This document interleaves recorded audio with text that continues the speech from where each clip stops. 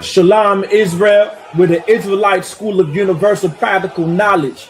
And you know what time it is. It's the Lord's 57th annual Passover, and it's going to be held in Houston, Texas on April 4th. Don't forget, bring your family, bring your friends, because this is going to be the time that so-called blacks, Latinos, and Native Americans can come under one roof in one house and to serve the Lord. It's that time. $200 per person. Don't forget, over the age of 17. Don't forget the Lord's Passover. It's coming. Kingdoms ours, all the heathens forbidden. The chosen bow down to no one. It was written.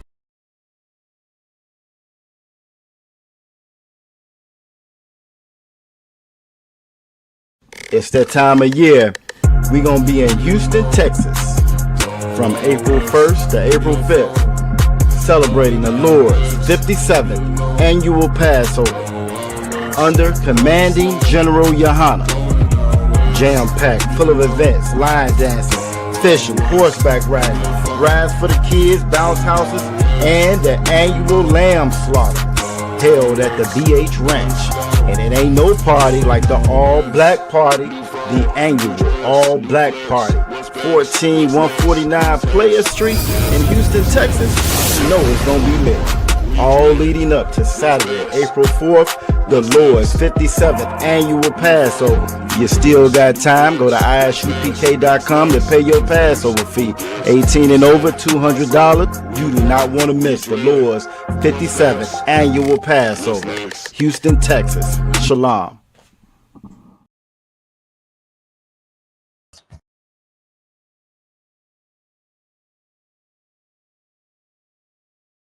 Hey, listen, brothers and sisters, man, if you like what you hear, hit the subscribe button, man. Subscribe to this channel. And also, please, go to isupk.com and pay your tithe. Drop me some cash so we can move around this planet like we need to, man, and do the things we need to do. They're one West. They're one West. They're one West. They're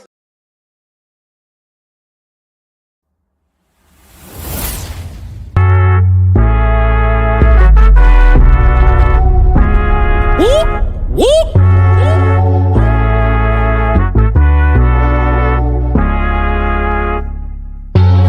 We gon' change the world, we won't let it change us. Even when they switch sides and they wanna change up. Fucking with my brother, then your life in danger. Got no fear like I got one in the chamber. Since day one, we been about it, nigga. I've been going hard since the day that I found it. It's 144 to the day the Lord counted. I'ma keep my head up to the day that he crowned it now. Since day one, we been about it, nigga. I've been going hard since the day that I found it. It's 144 to the day the Lord counted. I'ma keep my head up to the day that he crowned it. They want a fame, they want a clout. That's why they doubt. I got them black, I want a class. And I shut my mouth. This was way before polite, before I came to campsites. I came broken and contrite. I just wanted to live right, clean my soul and give my life. Had to give up all my vice. I got a fog out my head. I was raised from the dead. I put down that weed and I cut off my dreads. For before I could lead, I had to learn to be led. Now I'm a bad motherfucker. Walk around and I straight flex on suckers. No one specific, I'm talking to all of you busters. Straight from the gutter, me and my brother, we the long supper. Now, running it like a conductor. Hebrew Academy, I'm the instructor. 14 written all on my cover. Men of war like we hopped at a Hummer. Look like you wanted my trooper could cut you. There is one camp, there is not another. One West, UPK. One West, UPK. One West, one West, one West, UPK. One what? UPK. One what? UPK. One what? One what? One what? UPK. Me and all of my Oyes, hold it, shit down, right here, all day. Shalom, wagwan, sa, passe, is we, damn niggas, yatu, sabe, hey. We gon' change the world, we won't let it change us. Even when they switch sides and they wanna change up. Fucking with my brother, then your life in danger. Got no fear like I got one in the chamber. Since day one, we been about it, nigga. I've been going hard since the day that I found it. It's 144 to the day the Lord counted. I'ma keep my head up to the day day that he crowned it now. Since day one, we been about it, nigga. I've been going hard since the day that I found it. It's 144 to the day the Lord counted. I'ma keep my head up to the day that he crowned it.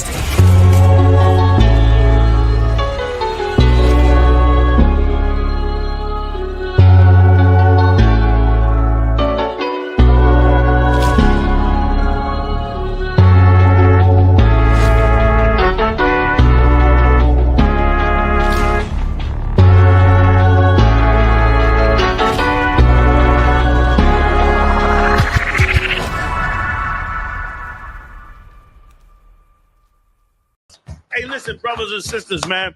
If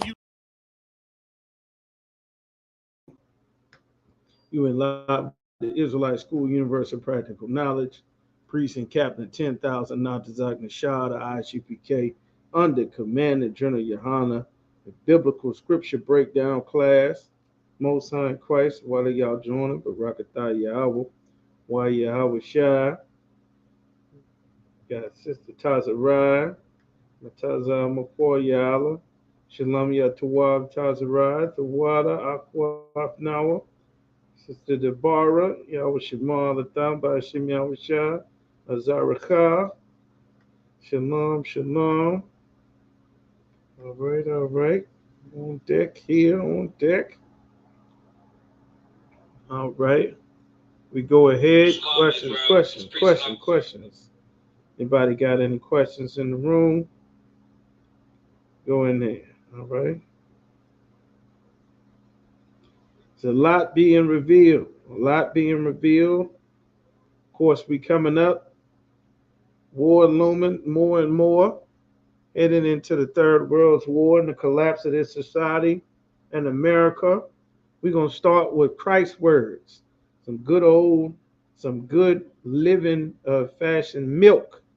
Going to get some milk. Some very important to get nice and strong. All right. Now, we're going to start with Matthew, with Christ's words. Matthew chapter 5. All right. We're going to start with Matthew chapter 5 and verse 17. As a matter of fact, we're going to start with verse 13. Matthew chapter 5 and verse 13, it says, ye are the salt of the earth. Meaning we give this earth its flavor, its style. We tell it how to dance. We tell it what to sing, how to sing. We tell it what to eat. We give it the standard. You understand? The standard for what something is done right and proper has always been so-called blacks, Latinos, and Native Americans. We are the Lord's standard, his private stock. You understand, so to speak. For those of you who drink alcohol, we the Lord's private stock. You understand? The scripture says, ye are the salt of the earth. But if the salt have lost its savor, wherewith shall it be salted? How is the earth going to get its flavor, get its direction? How is it supposed to know what's good? We are supposed to be the leading voice and authority on the planet Earth. That's how the Lord set it up. That's how it was always supposed to be. But if we've lost our savor, we lost our flavor, now the earth is in disarray, and that's what's happening right now. All right. It says it is henceforth, from here on out, it's good for nothing. You understand? The Lord gave us instructions on how to be the people that we are. And these instructions are very vital, not just to our safety and security, but to our identity. You understand? Shalom, sis. Yahweh Shemalata, Shem Yahweh Shai. All right. But to be cast out, and what's happening right now is we are being cast out. All right, Shalom, Hebrew. Yahweh Shem Shabbagatah. We as a people, Samadabar, we as a people are being cast out. We're being cast out of our own countries. We're being cast out of Central America, South America. We're being cast out of the United States. These things are happening because the light of the world that the Lord made us, he also gave us instructions. He gave us instructions on how to remain in our position with power and authority. Like, we have to be rulers. The Lord made the children of Israel to rule, and the instructions that he gave is how we rule. Let me just check something real quick. Okay, slight delay. All right, it's not bad. Okay. And that's how we rule.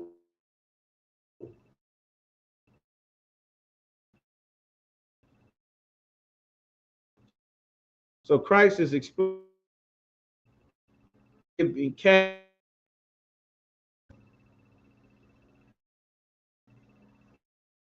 All right, let's just do a quick check. All right, we should be good. We're gonna have this.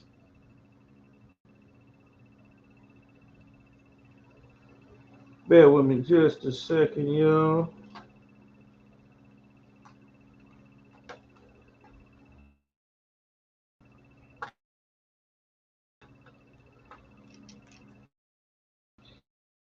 Light need referring to a candle, but there's a power in the Bible we call it, because we have a power, and that power makes us strong.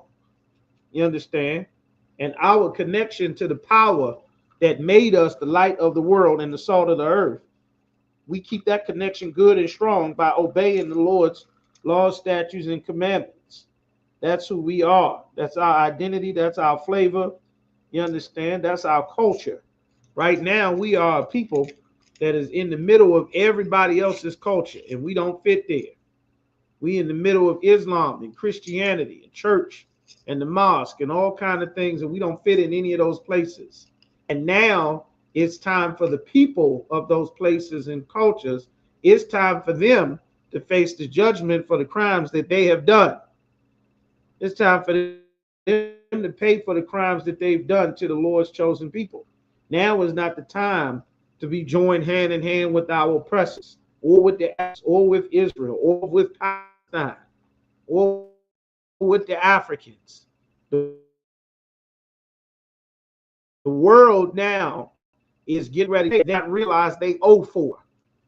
Everybody realizes that what happened in Palestine is terrible, and the Holocaust is terrible, and Darfur is terrible, and Libya is terrible. Everybody realize what's going on. All right, shalom. But what the Lord said, that the Lord said is terrible, the world does not think it's something terrible. The world doesn't think us going into slavery, being in captivity, is a terrible thing. They celebrate it every year. They celebrate Thanksgiving. They celebrate Pledge Allegiance to America, my country, 'tis of thee. They don't think what has happened to us is something terrible. Whoever that is, Garnett, would look like my rag, Garnett. Go ahead and sign in. Make sure you sign in for attendance. Just put your name and city and state there so we can get you for attendance. All right. I might have to switch this, but that's what the Lord is saying there. Hey, shalom, sis. I was Shamal Shemal Shah. All right. All right. Let's see what we're looking at. Let's see what we're looking at. Right. Good. Right. Looking good.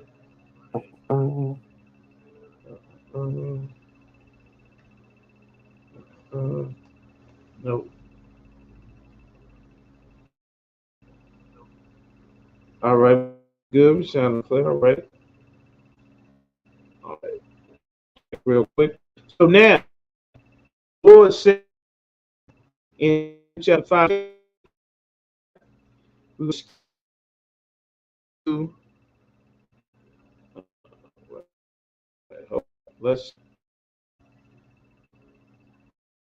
just a minute, y'all.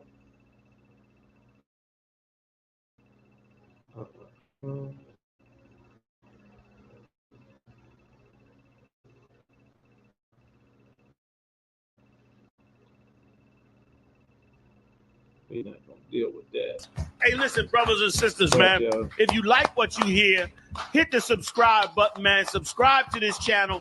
And also, please go to isupk.com and pay your tithe. Drop me some cash so we can move around this planet like we need to, man, and do the things we need to do. They're one West. They're one West. They're one West. They're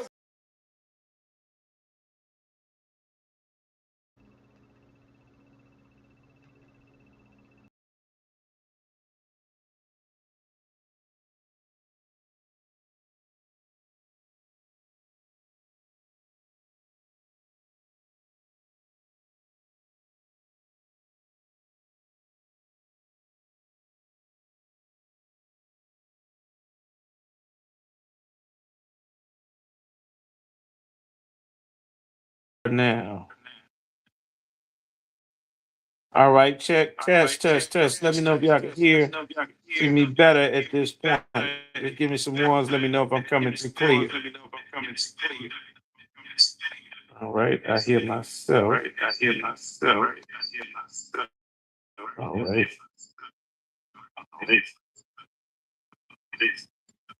Shalom. All right, the water. The water. All right. With me just a moment. Get this adjusted. All right. Now we should be good to go.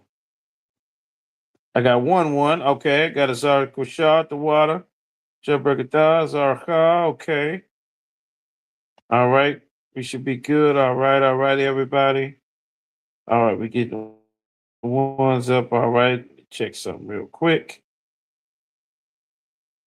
All right. Looking good.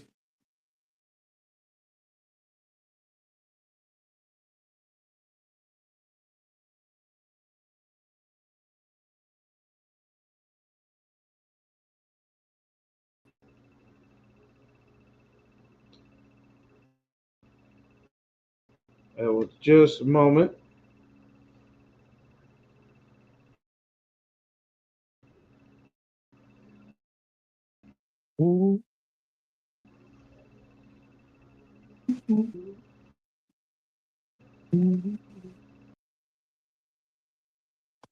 All right.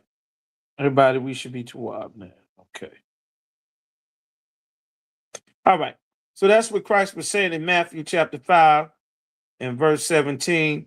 Ye are the salt of the earth. Like we give the world its flavor. Like all of our lives, we've been lied to by the Christian church telling us that everybody is equal. God loves everybody. You know, all the usual things and lies of Islam and Christianity. We are one people, one faith, one all of that nonsense. That's not true. That's not what's in the Bible. That's never what God said.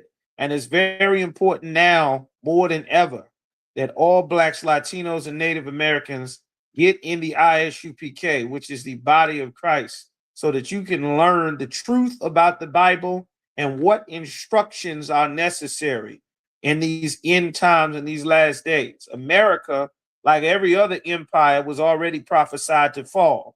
And because the Christian church has not taught us what is actually in the Bible, we have not learned what God said. We haven't learned what the Lord said, his instructions, what we should do, and what are the signs leading up to the return of our King. That's why it's so important that Christ said this in Matthew chapter 5 and verse 17. Think not that I'm come to destroy the law. Where is the law? Where can you find the law? Where is the law contained in the scriptures? Like, where can you find that? What did he say? Who knows where the law is? Like, why would Christ even bring up the law? The majority of our lives, the Christian church has lied and told us that God did away with the law. There are no more laws, rules, instructions that Christ wants us to follow. Thanks to Christ, you know, everybody can basically just do whatever they want. You understand? Trooper McQuarrie Ya'ala, yes, he said the Old Testament. You understand? Now, what does the Christian church teach about the Old Testament? Because as far as the world, as far as the planet knows, the Christian church is where you go to learn about God. And even if you don't physically go to an actual church building with a pastor, preacher, deacon, the entire American society is church. The entire Black, Latino, and Native American community is the Christian church. What we believe, what we think, what we eat, how our families work, our lives, our relationships, our education, what we believe is right and wrong, our entire lives are dictated to us by the Christian church. Even if you do not realize it, even if you call yourself a so-called atheist, a non-believer, all of that is Christianity. Even the atheists are Christian. They still celebrate Christmas, St. Patrick's Day, they wearing green and getting drunk. St. Valentine's Day, they passing chocolates, looking for hoes. You understand? Christmas, they looking for gifts. They going to Christmas parties. Halloween, they celebrating, wearing costumes. For those of you that don't know, all of these are Christian holidays and celebration. The real All Hallows Eve is satanic, about murder and killing and kidnapping and raiding houses and violating the family. That's what the real Halloween is. The All Hallows Eve. Halloween was made into a nice, churchy, dress up, have fun, get candy thing by the Christian church. You understand? Thanksgiving is a Christian holiday. The world is wrapped in Christianity. All right? Everything outside of the ISUPK is Christian. Even learning the white man's Yiddish, speaking his Jewish language, his happy Sabbath, his Shabbat, his Shaloms, all of those things there, all of the culture that we have been immersed in is the culture outside of what the Lord has given us in the Bible. The only way to learn and get that, you got to come into UPK. You understand? The straight and narrow way to make everything clear. That's why it's a bunch of confusion and uncertainty about so much in life, because our people have not come to the place, the one house that the Lord set up. You understand? But you all are here tonight. Give yourselves a hand. Barakatah Yahweh Yahweh Shai, that you made it here when so many did not. All right? That's right. The Christian church says shalom. The Christian church says the laws are done away with. Christ out of his own mouth faced religious leaders that lied on him while he was alive, saying that the law that you say we don't have to obey Moses' law, because they called it the law of Moses. They said, you telling us we don't have to obey Moses' law. And that's not what Christ said. And Christ clarified it while he was alive, because they lied on him. And even after his death, they continued to lie on him, even though he clarified it out of his own mouth. Right here, what we read. All right, shalom, brother Shabbat. Shalom. So Yaquab timing. All right, let's get it on. Let's get it on. Give me Matthew chapter 5, verse 17. There we go, priest. Wow. But Christ had to clarify this. If you don't know God's law, statutes, and commandments, you are lost right now in the earth. The white man has something that blacks and Latinos do not have. You think they got military and army down in Central and South America. The white man showed up with his white military and his white killers, his white man Navy, his white man shooters in the army and the Marines, and they swooped in and snatched the president of Venezuela in the middle of the night in his jammies, laid up, spooned up with his rib. They snatched him out the middle of the night. You understand? It might look like you got some freedom, but we don't have freedom. We in captivity with bad leaders, bad food, bad representation. We going to jail, all kind of problems. That's why it's important to know that God sent Christ, and Christ did not do away with God's instructions in the Bible. Give me 5 and 17, Yaquab, please. Come. The book of Matthew, chapter 5, verse 17. Think not that I am come to destroy the law. Christ had to clarify this. Don't think that I am here to get rid of God's law, statutes, and commandments. Don't think that, because the Christian church has taught people that. They were lying on Christ, just like I just finished saying. So I don't got to repeat that. Keep going. Or the prophets. Or the prophets. That's very important. He said the law or the prophets. Why did he say the law or the prophets? Who knows why he said that? Why does that matter? Remember, every time you read the Bible, anytime you see the words, what are the words you want to pay close attention to when you read the Bible, class? What are those words? Yeah, Like it, sir. what are those words? You got to pay close attention to them. Shalom, brother. What are the words you got to pay close attention to? If, Like it, sir. and, or but. You got quiet? Oh, slack it, sir. I was going to say that. That's what you was going to say? Come on, Salakia, I jumped the gun. Salakia. That's right. That's right, Apostle Paul. That's right. Shalom, sister. Yahweh Shemal, Thashim, Yahweh Shah. If, and, or but. Those words are very important. Don't ever just read past those. Don't ever just skip past those. Those things mean something. Think not I come to destroy the law, which is one thing. God's laws, statutes, and commandments are written in stone. You can go back and read them and see exactly what they are. Or this is something else besides the law. Contained in the law is something very important. It's something very important that's contained in the law, and that is the instructions that God gave at each time through the prophets, Daniel, Ezra, Nehemiah, Isaiah, Jeremiah, Ezekiel, the prophets the Lord set up. He's giving instructions right now. So you're not going to go guess, am I supposed to find Barack Obama? Am I supposed to choose Hillary Clinton?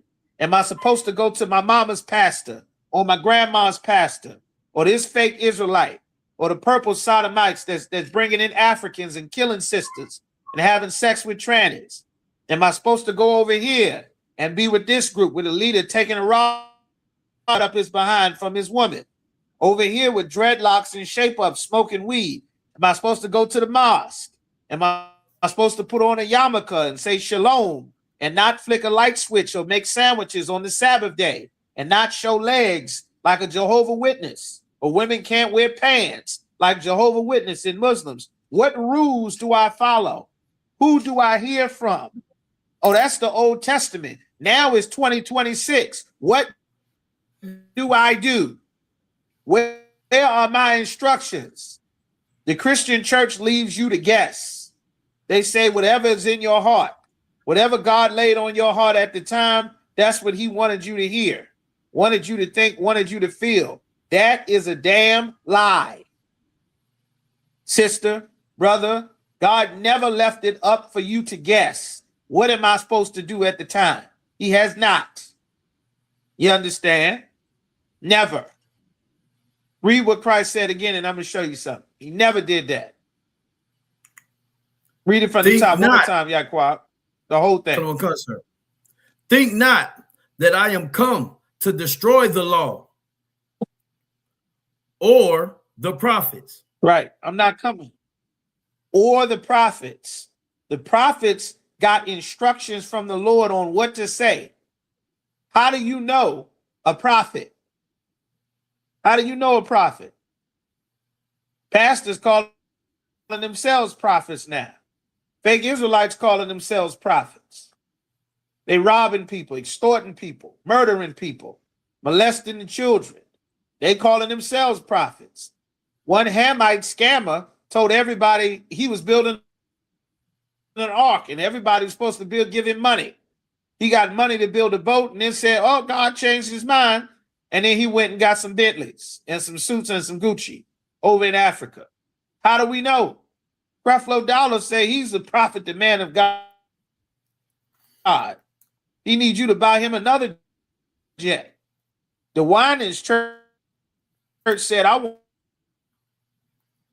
1,200. 1,200 in my hand.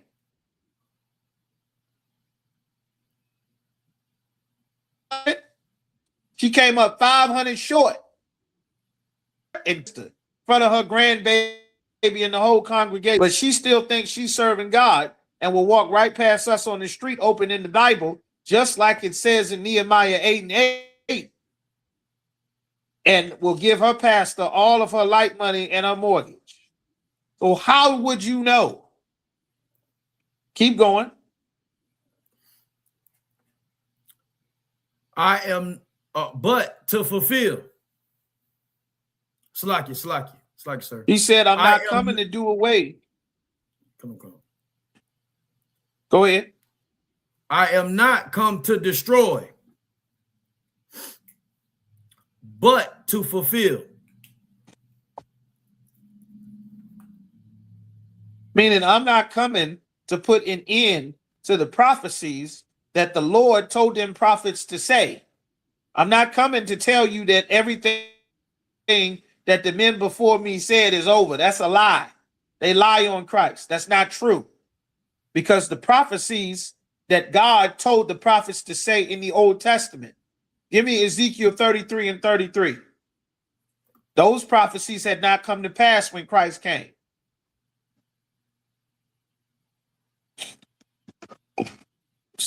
It's important to know what those prophecies are, because you will be lost. Right now, blacks, Latinos, and Native Americans don't know the prophecies of God. That's why they decided that they will vote for Donald Trump. And now Donald Trump is deporting everybody.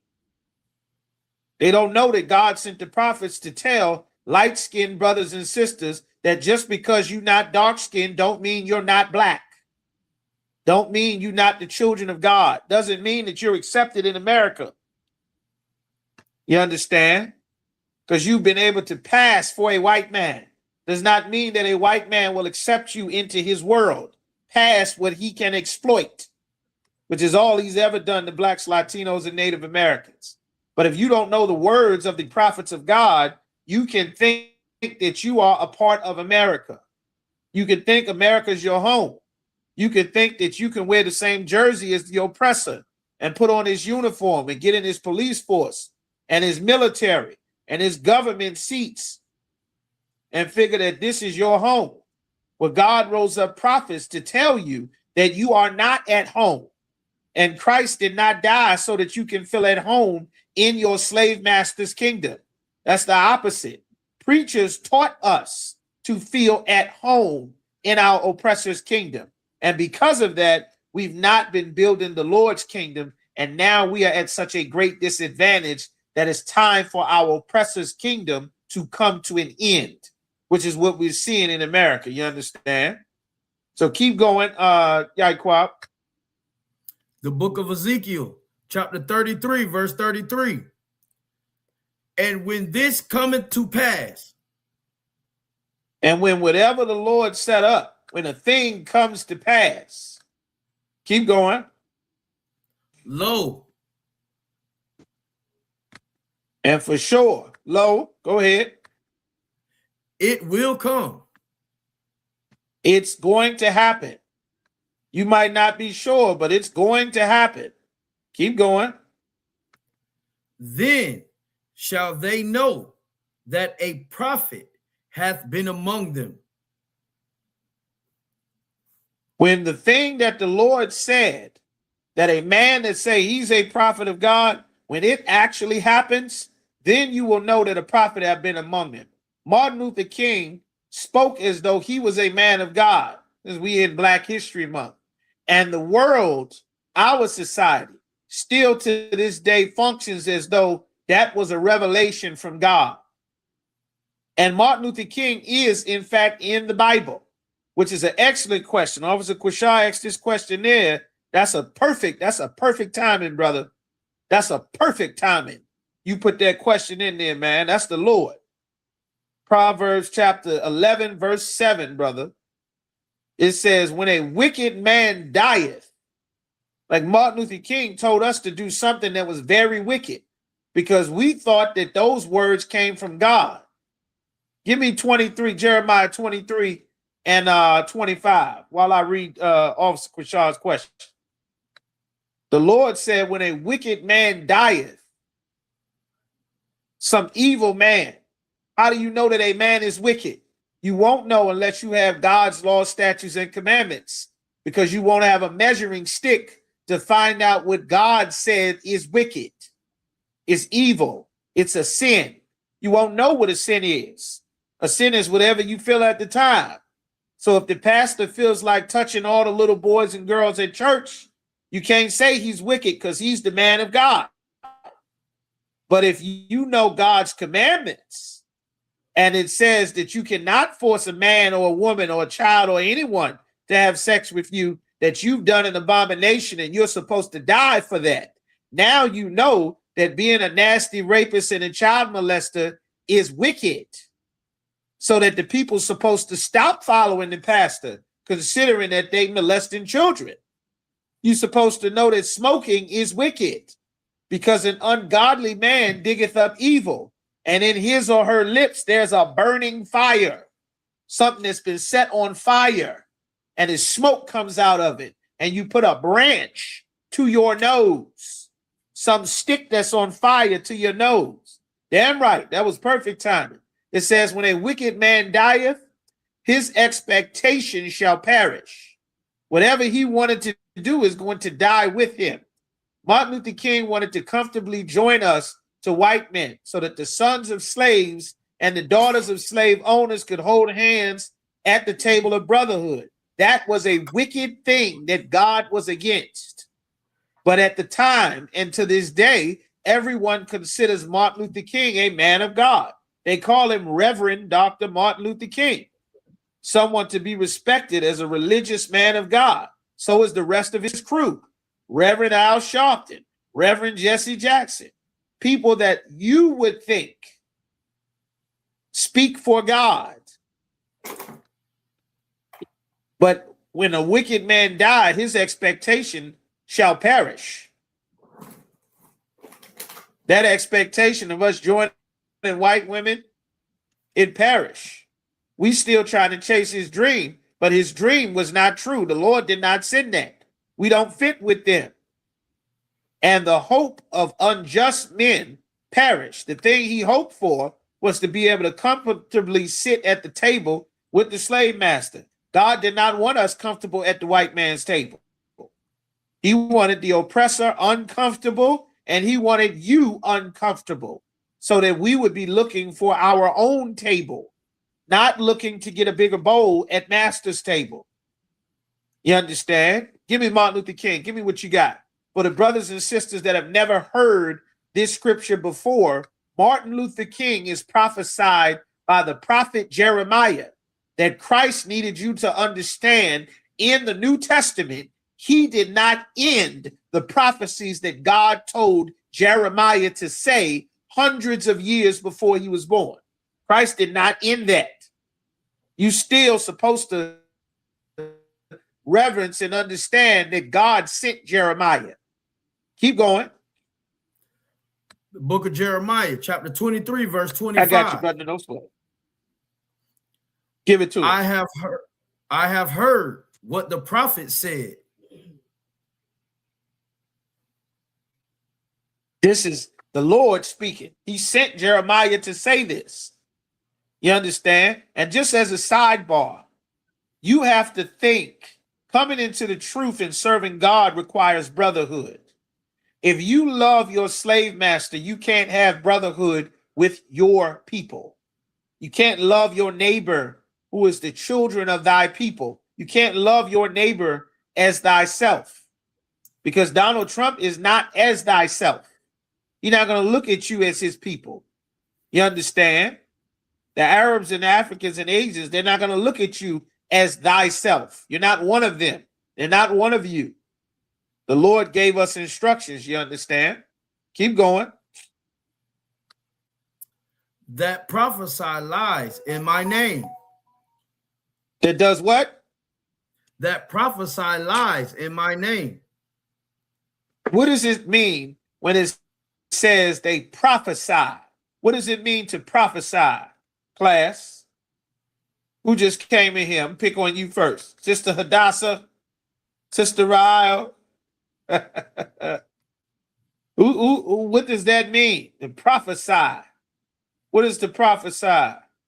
Young man Raheem, Officer Yabakar, what does it mean to prophesy? Sister Shakar, what does that mean? So many words in the Bible, churchy words, Bible words, Christian words. What the hell do these things mean? Officer Natazab, all the way from Southern California. Officer Carl Sapar, what do these words mean? What is the Bible talking about? What is the prophesy? All right, Sister Rye, you got to go to speak the future. It's something very specific. It's specific to speak the future. All right. It was a Krishad, he said, speak the future. All right. To tell someone what the Most High will do, the future. All right. Very specific. To speak things to come. All right, Sister, that's all right. Everybody throwing the same jab. All right. To tell future events. All right. Break down the scriptures as you are now. So, all right. All right. It's a little specific. Y'all got the gist of it, but it's something very specific why this word is used. Every word has a meaning. To prophesy means to go out on the street and speak in the name of God. Prophesy. That's the prophesy. Prophecy is just saying it. To prophesy, he went out on the street to tell people that this is the word of God. This is what God said. When it says to tell lies in my name, what does that mean? Those are good guesses, y'all. Clap it up. Real good guesses. What does it mean when the Bible says in my name? It says they prophesy lies in my name. What does that mean? Salakia, sir.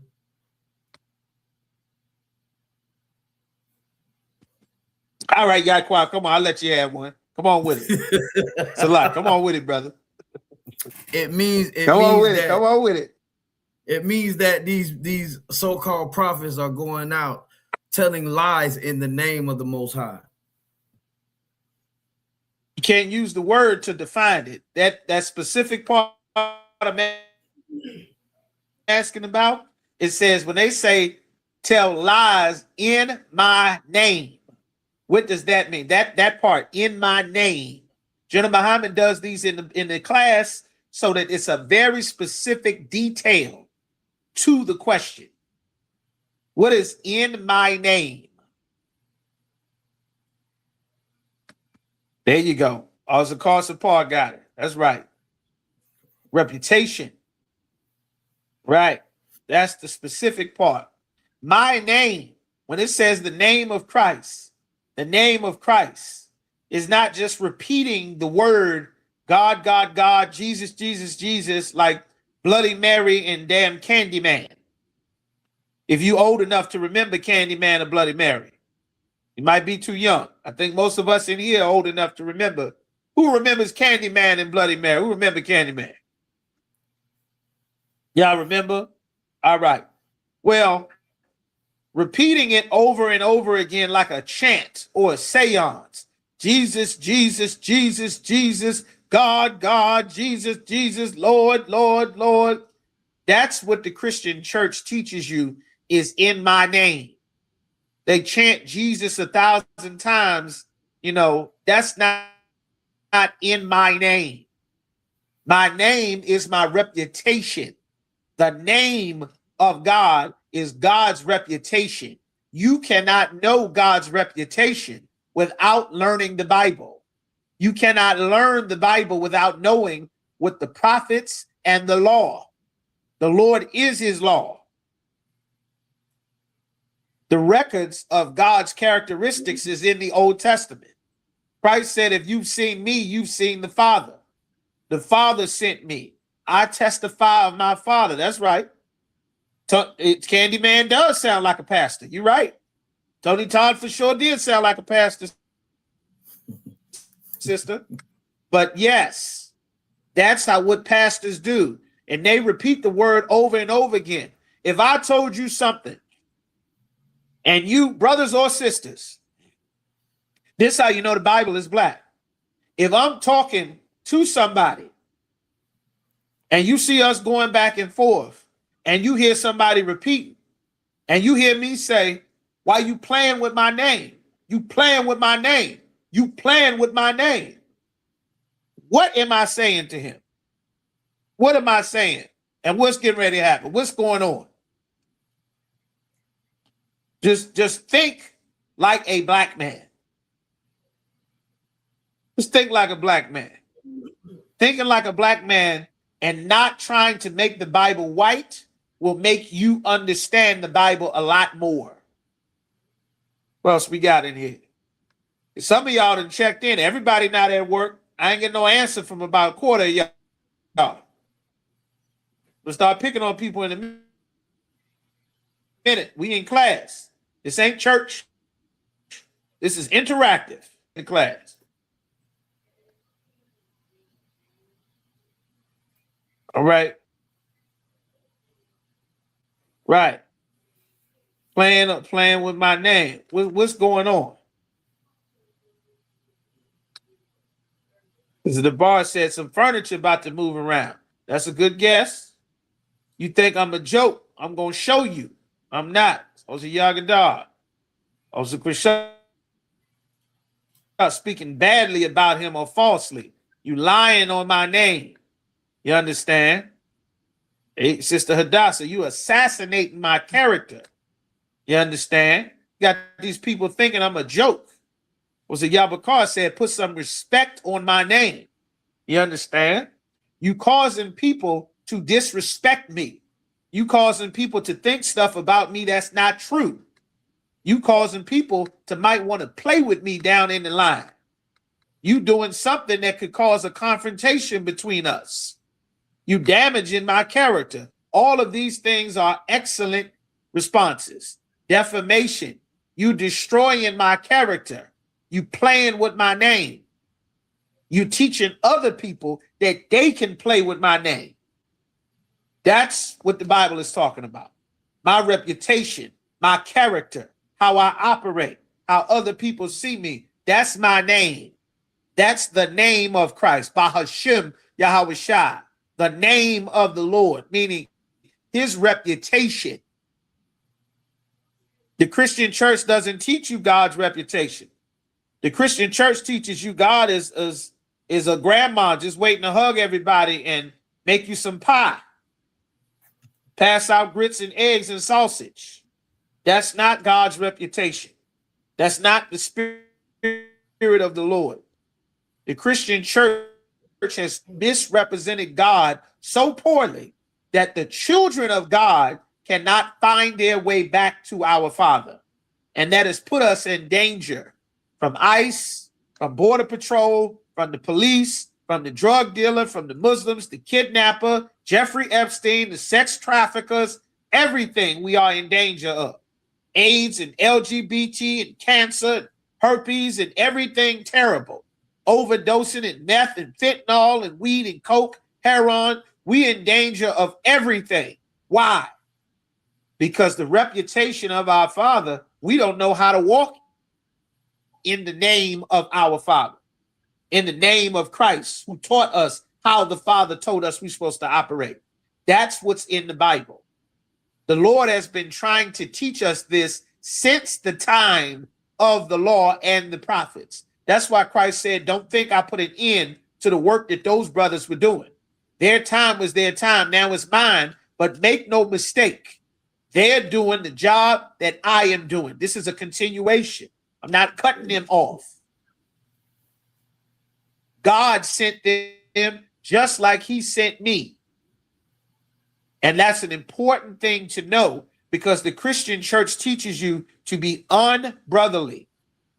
And it's a spirit to not care about what the people who came before you had to do, to not care, to have a care for the young ones and the little ones who are coming after you, to not have a care about your mother and father, to not have a care about the previous generations, to continue your family lineage. to not marry the other races of people, to not take their gods, to disregard the Lord's high holy days, to go and do Chinese New Year or the Kenyan New Year or Christmas or St. Patrick's Day. It disrespects the name, the reputation of the Most High, which is his people, which is his son, which is his spirit. All of that is one and the same. You understand? So now with that understanding, read that scripture one more time again from the top, Yaquab. Come. I have heard what the prophet said. That Why does it say I have heard? Hold on 1 second. I want to break. There's so much in this scripture.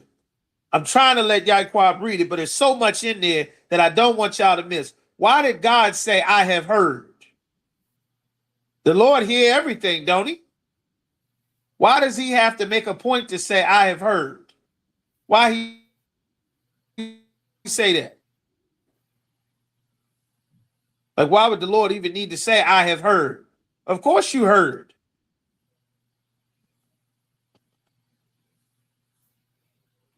Why, Yaquab? Why would the Lord even say that? I have heard. Salaki,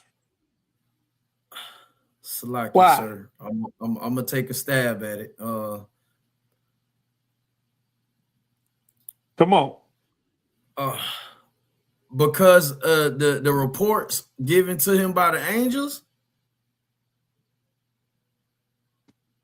That's good. That's decent.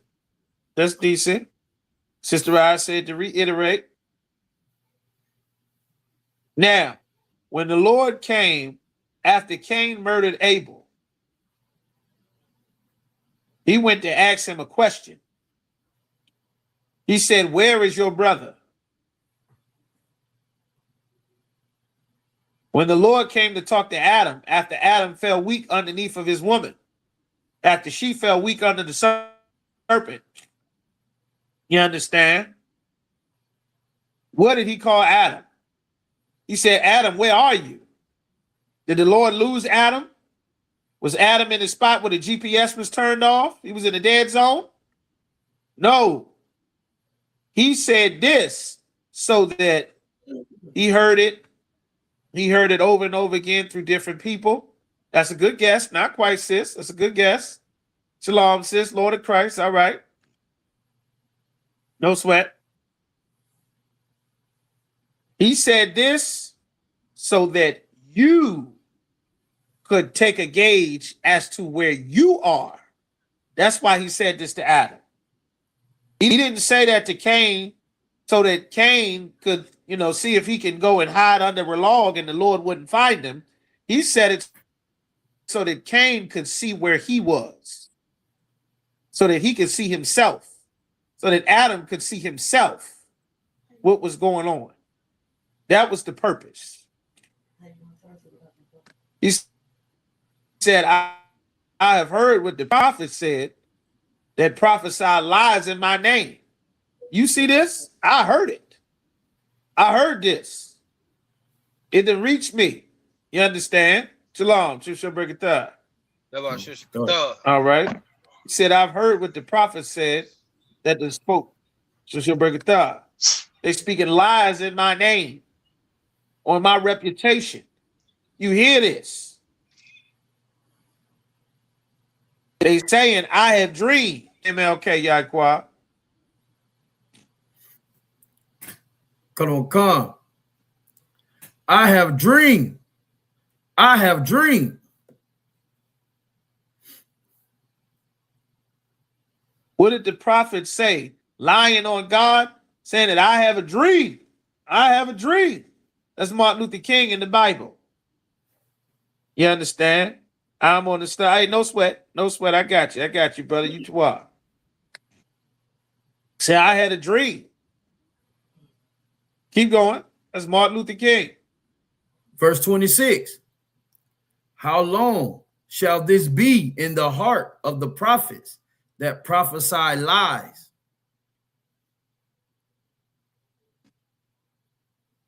Go ahead. They prophesy lies. Yea,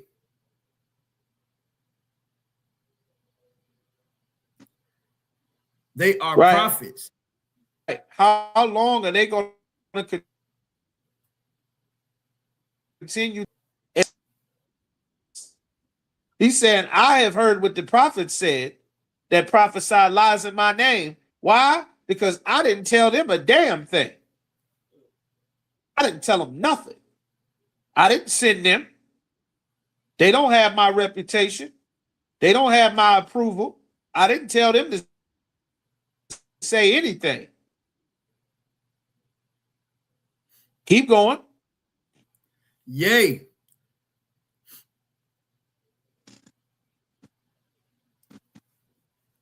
they are prophets. Yes, go ahead. They are prophets of the deceit of their own heart. Oh, yeah, they prophesying something. They prophets, all right, of the deceit of their own heart. They prophesying to you with the name and the reputation like they speaking for God, but that's what in their heart, not what the Lord said. I didn't tell them to say anything.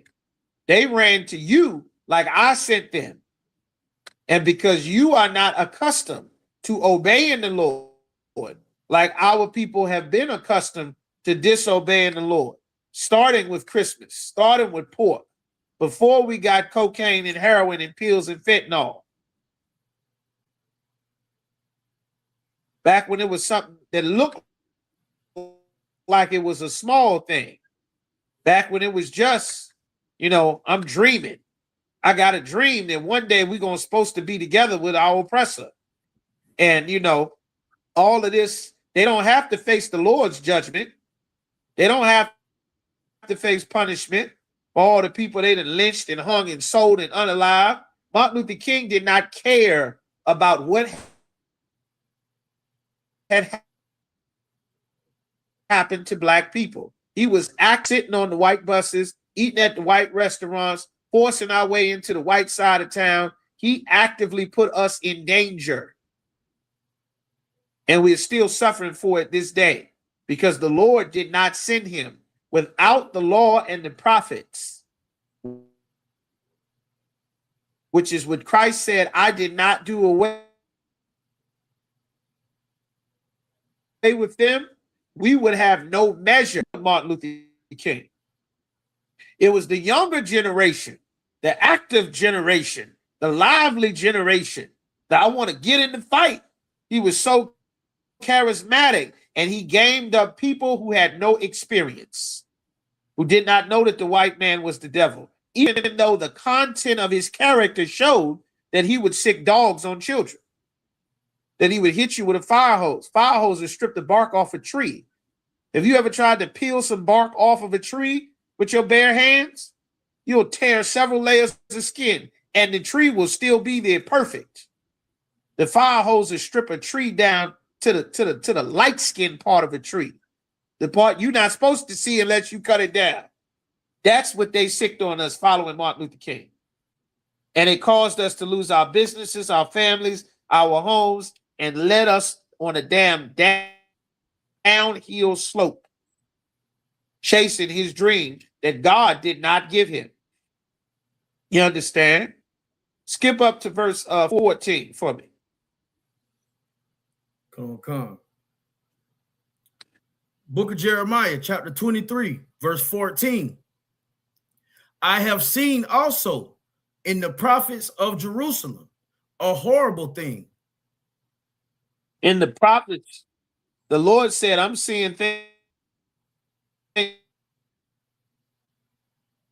that's terrible, looking at these people to keep saying what I want them to do at that time. You said, I see something terrible. Keep going. They commit adultery. Because upon hold me, Deuteronomy chapter 7 and verse 3, Baba Kashar. The Lord said they commit adultery, meaning they having sex with another brother's woman. They're committing adultery. They taking on the customs of the gods of the other nations. That's adultery. That's right. Those fire hoses will tear you apart. Firefighters turn that hose on your door will be destroyed. That water will mangle your house to put that fire out. Your furniture, your floor, your walls, put a dent in your refrigerator. That water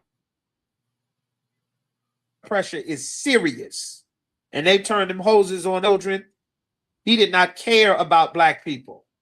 He had emotions and feelings, but he did not care about our people. He was not a good leader. He was not sent from God. And our people following him caused us great suffering that God and Christ warned us about. But the preachers told us we didn't need the Old Testament or the prophets, and they put us in this danger. Keep going. And walk in lies.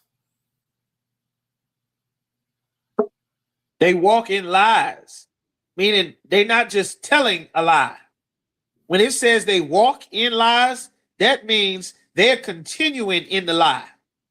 It's one thing if you tell your kids, put a quarter under your pillow and the tooth fairy, and put your tooth under the pillow, the tooth fairy gonna come.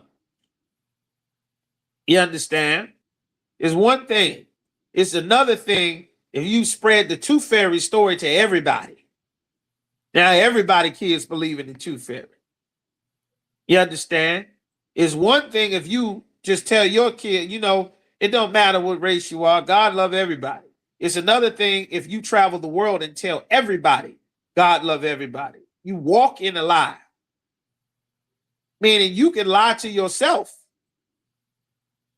You understand? A man look in the mirror and he see a man and then he go about trying to be a woman. He might try to act like a woman or talk like a woman. And then from there, he go from just believing in a lie. Now he gonna dress like a woman and go outside and then demand that you call him a woman's name. Looking at a man with a thick nigga jaw, big nigga hands, fuzzy nigga legs, furry nigga arm, and a mustache talking about he's living an alternative lifestyle. They completely walking in a lie. It's not just what you tell yourself. Now the lie has become your life. You understand? You're going to die and go to heaven one day. Your life revolves around dying and going to a white man's heaven. Our lives revolve around the lies of these Christian holidays. Mother's Day, Christmas, Thanksgiving, Father's Day, Easter. Your whole life revolves around it. It's why you take time off. It's why you get overtime, what you plan for, what you teach your kids. We are walking in lies. And we did this for so long during the days of Jeremiah that the Lord was so pissed that we ended up in the bottom of slave ships. Because we've been going to church, walking in lies. You understand? About white Jesus and Tooth Fairy and Easter Bunny and rabbits laying eggs and Santa Claus and white Jesus and race don't matter. God love everybody. We walked in these lies because preachers taught us these lies. You understand? Keep going. They strengthen also the hands of evildoers. Not only are these lies damaging, but they strengthen the hands of an evildoer, someone who wants to do evil. You understand? Most people that do something evil, they realize they do something evil. They say, you know what? I'm doing something evil, man. I ain't got no business doing this. There was a time when people, I never started smoking this stuff, man. I wish I never started, man. I wish I never started. There was a time. But now, being on drugs is the lifestyle. That's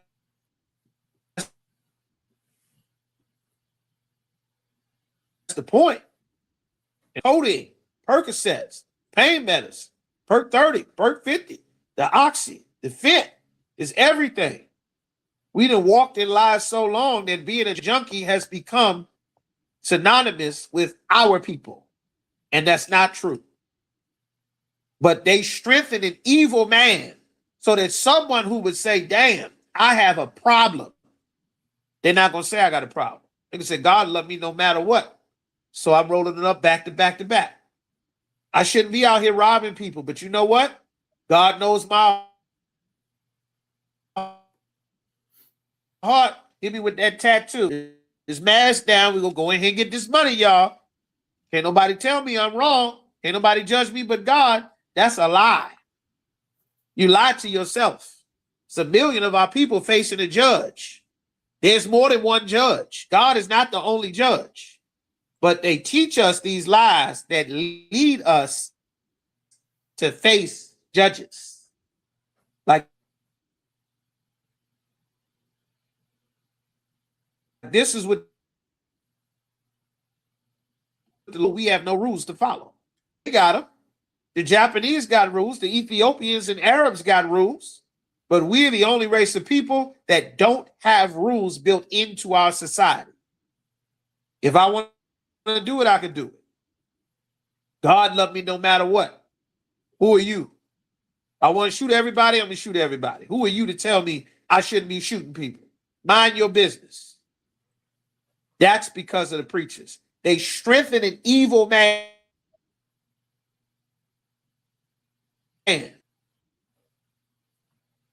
They're all Christians. The Ku Klux Klan, they all Christians. The Taliban, they all Muslims. They praying 5 times a day. They facing Mecca. They got their prayer rugs. And then once they finish doing that, they're going to go take their sword and behead someone on the beach. Why? Because an evil man gets strong from these prophets, from the men that's lying, saying that they represent God. That's right, sister. You can't go to the store and buy cough medicine without an ID. Keep going. That none doth return from his wickedness. It says that nobody returns from their wickedness. Nobody is getting to the point where they saying, you know what? I've been out here doing this 10, 15 years, man. Maybe I should stop. Nobody's saying to stop. You go to church on that Easter Sunday, get dipped in that water, get baptized. That don't tell you to stop robbing, stop getting high, stop smoking, stop snorting and shooting up. That don't tell you to stop lying. It doesn't teach us anything. That's right, brother. Donald Trump is a Christian. Renee Good was a Christian, and the white man who executed Renee Good, he was a Christian too. It don't save you. It don't stop you from murdering, and it don't stop you from being murdered. Like, Christ gave us warnings. He gave us warnings. All the ICE agents are Christians. That's right. Remember, they ran into church in Minnesota. The damn pastor's the regional ICE commander. Father God, in the name of Jesus, we just thank you for our blessings, Lord, and all of this here. And get these the filthy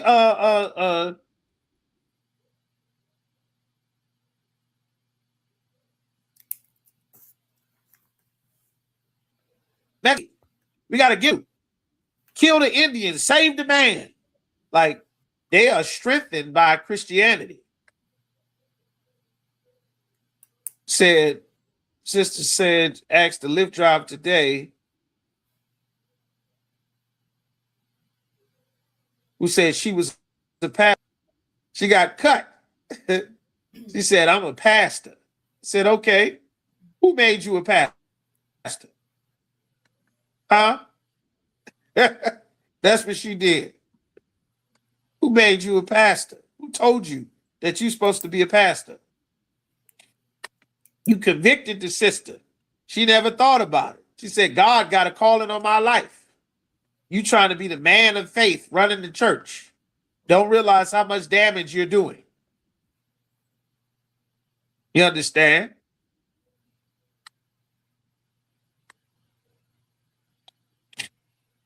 Keep going. They are all of them unto me as Sodom.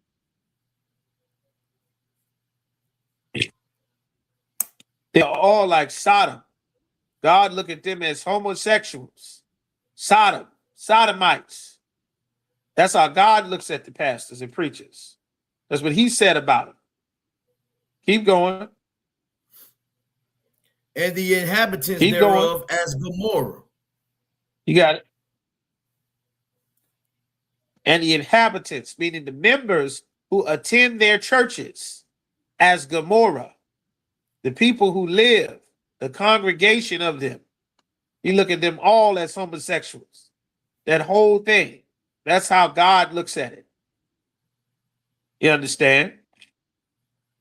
And then you would not know how God feels about it unless you understood that Christ did not do away with the law or the prophets.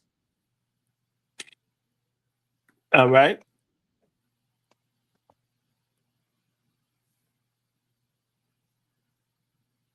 There we go. All right, the water Yaquab. Give me the scripture you holding, Cospar. You got the Deuteronomy 7:3. Come. Deuteronomy chapter 7, verse 3. Neither shalt thou make marriages with them. You got the Deuteronomy 7:3. Go ahead and read it. Con. Can you hear me? Con, I hear you. You good to go. Oh, okay. Deuteronomy chapter 7, verse 3. Neither shalt thou make marriages with them. God said, do not make marriages with another nation of people. A marriage is a relationship, a covenant. God said, don't do that.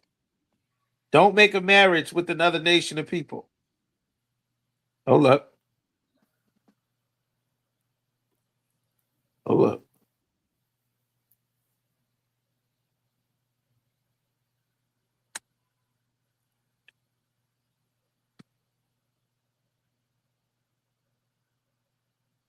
All right. I don't see me. Bear with me just a moment. Look like we disappeared. Come. Yaquab, I'm only seeing you. I don't see the rest of us. I don't know what happened. Salakia, sir. I can see everybody, sir, from this end. Yeah, me too. Okay. I don't know what happened. All right, go ahead. Water, Salakia. Come. Thy daughter thou shalt not give unto his son. A marriage. The Lord said, don't give your daughter unto his son. And one of the most important marriages right now that we are not supposed to do is we are not supposed to be married to our oppressor's military.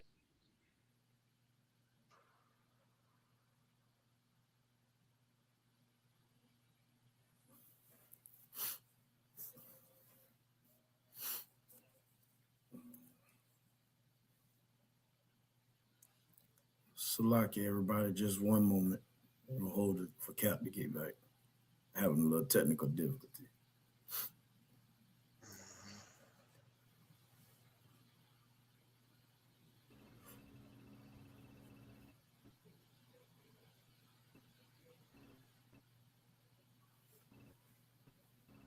Bear with it just a moment.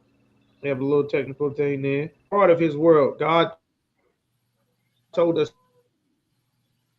not to do that.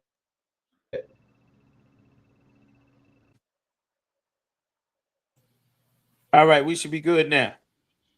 All right. Okay. Now it's time for our oppressor to go. All of his marriages, all of his deals, all of his military. Like the Lord is getting ready to draw everybody on the earth into a bloodbath.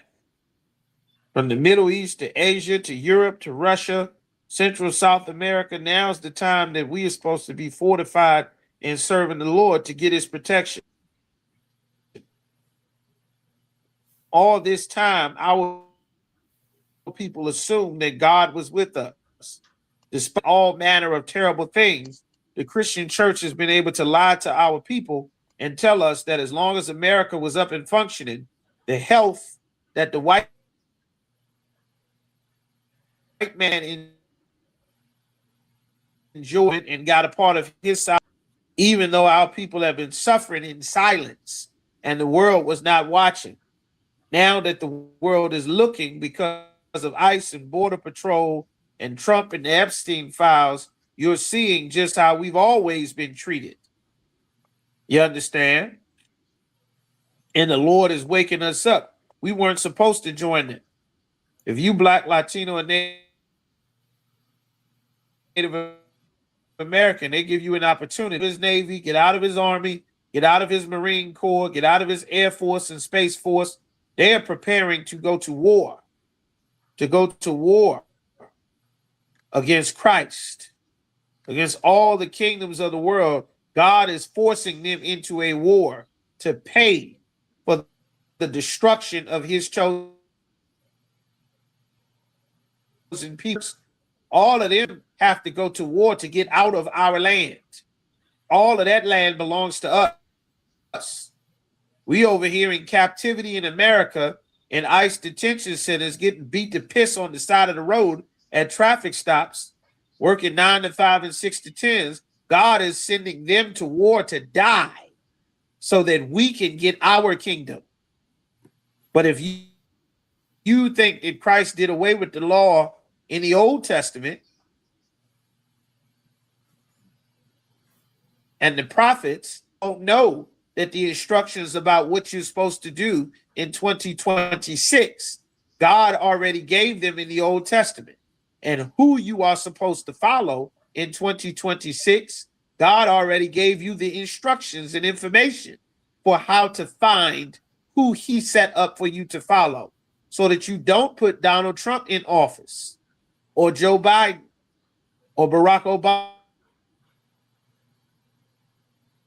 Obama or Bill Clinton or Jimmy Carter. We're not supposed to be looking for answers. We are the only people on the planet who have all the answers already. You understand? But if you make a marriage with another nation of people, we throw our answers away to go try to be one of them. Keep going, Nicole. Please. Nor his daughter shalt thou take unto thy son.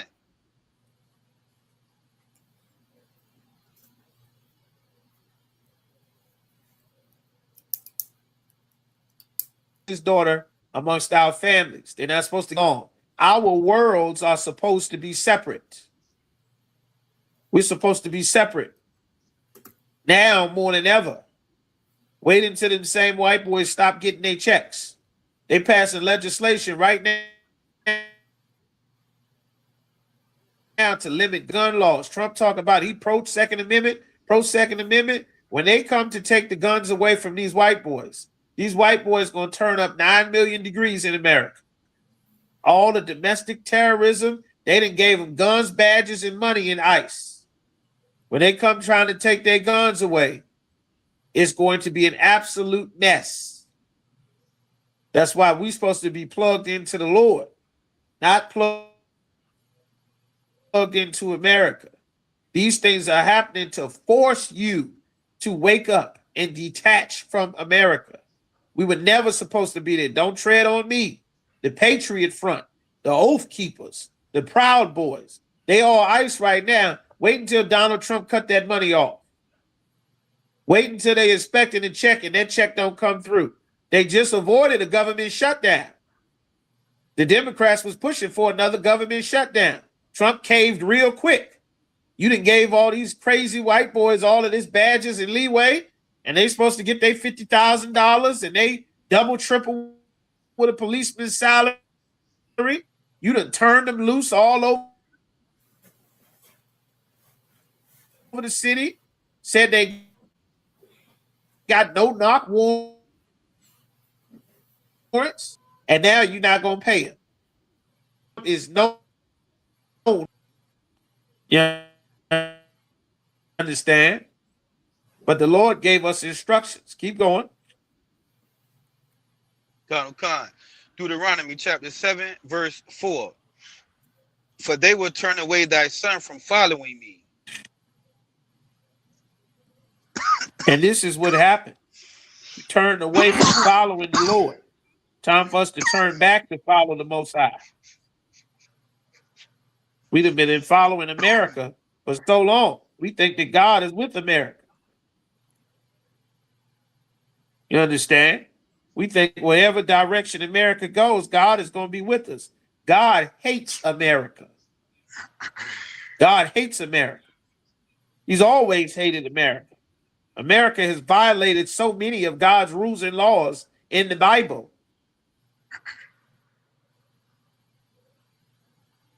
that unless you ignore and think they prior, give me Amos chapter 9 and verse 8, Yahweh. And then hold me Habakkuk 2 and 12. Keep going, the Gospel. Con. That they may serve other gods. That they may serve other gods. Why does it matter if you serve another God? Because the Lord is going to explain what happens when we serve another God. Why does it matter? We've been told you got the freedom of this, the freedom of that. Everybody free to do whatever they want. That freedom don't come from the Lord. God didn't give free will. God gave an ultimatum. He said, you do this, or this is the consequence. God never said you free to choose whatever you want. He said, if you don't do this, this is how I'm going to hurt you. This is what's going to happen. That's what God said in the Bible. Keep going. So will the anger of the Most High be kindled against you. So the anger of the Lord will be kindled. Kindle means to burn hot. God's anger is burning hot against us. For going to church and praying to Mary, Hail Mary, those rosary beads, the Catholic services, praise and worship services, choir rehearsal. You understand? Doing everything but obeying the Lord. Going to fake Israelite groups. The anger of the Lord is kindled against our people. You understand? Getting robbed, getting scammed. You done gave your money to some brother, he trying to prostitute his wife on the internet. While you spent a decade arguing with the UPK, warning you that you were not in the truth. Warning you that your leader was a closeted homosexual man. And you stay in his purple church. Then they murder sisters in the UK because they bring in Africans. You stay in that church. Big Frida twerking and shit, attack and do violence to brothers. You ignore it. You stay in that church. They pistol whip. You ignore and stay in that church. Tazadakia forcing brothers to wear candy cane colors. $500, $1,500. You ignore it and stay in this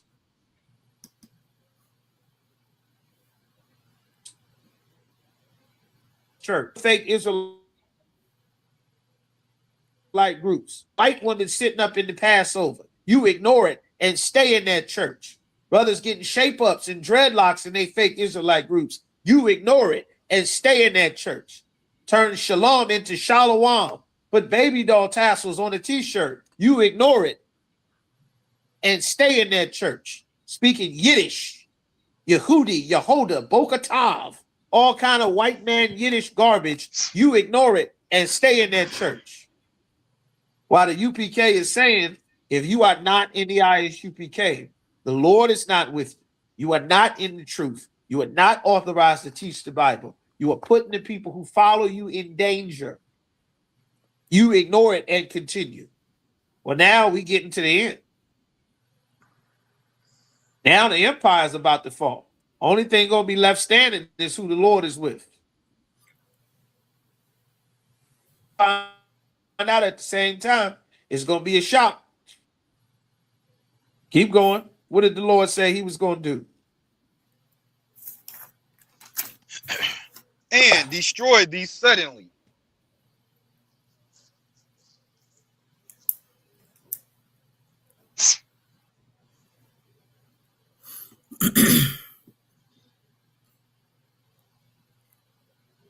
difficulties again.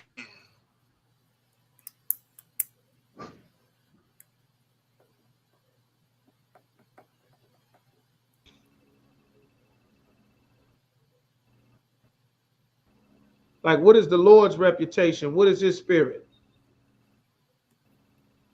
Keep going. Keep reading, Nicole. Give me 5.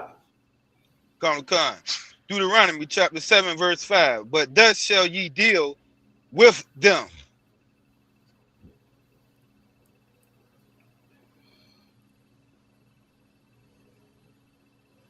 I guess you're not hearing me. Come. Can you hear me? Still breaking up. Go ahead. Keep going. Give me 5. Salaki, you got Okay, kicked out again. Go ahead. Deuteronomy chapter 7, verse 5. But thus shall ye deal with them. This is the way that the Lord wanted us to deal with them. This is the proper spirit that we are supposed to have. God is not all-inclusive and multicultural. Keep going. Ye shall destroy their altars. The Lord said, "You shall destroy their altars." The Lord don't have respect of religion and persons. Everybody's altar is not supposed to get reverence. We were physically ordered to destroy them at one time. Now we spiritually destroy them. While all the Christians is thinking that Jesus Christ wants everybody to come together and hug and kiss and all of this here and be a melting pot, Jesus Christ said he didn't come to do away with the instructions that God gave in the law or the prophets. This is how you shall deal with them. Everybody that's not the Lord's people. All of the other customs and cultures. What did the Lord say? Did he get a call? You shall destroy their altars. You shall destroy their altars. Destroy them.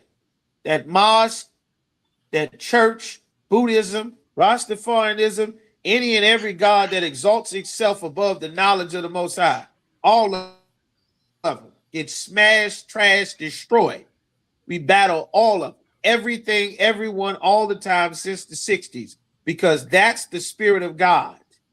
Not go along to get along. We're talking about a battle. These nations have come and risen up against the children of the Lord. And our people are trapped in these religions and these customs. And they need to be made of God to destroy their altars, to trash their religions, to expose their gods for who they really are, which we coming up to the next one with the Epstein list, getting to the good part of the class. We coming up to it, y'all.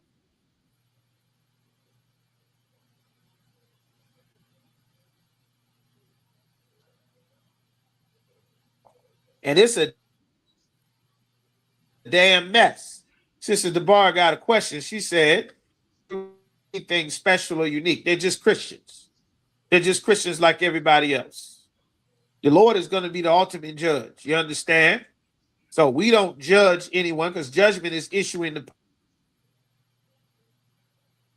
punishment. Judgments of the Lord to warn our people. The Lord said for everybody to go into the mountains with Mattathias. Plenty of people were accustomed to not listening to the prophets of God. And they went in the wilderness. And them and their families died because they were accustomed to ignoring the prophets and the law that Christ said, don't think I've done away with it. You understand? So ultimately, that's be the Lord's decision. But it's prophesied in the Bible that 2/3 of our people are going to die in this civil war that is going to happen. It is absolutely going to exactly what we are on the steps of. That's why they're talking nuclear missiles with Russia, China, Korea, Iran, and Israel. The whole Navy is in the South China Sea and on the Gulf of Iran because it's here. It's coming. You understand? So that's a good question. Are they giving mercy because they followed a fake prophet without knowing? They're in a very terrible situation. That's why in the ISUPK we got to say it. It's called be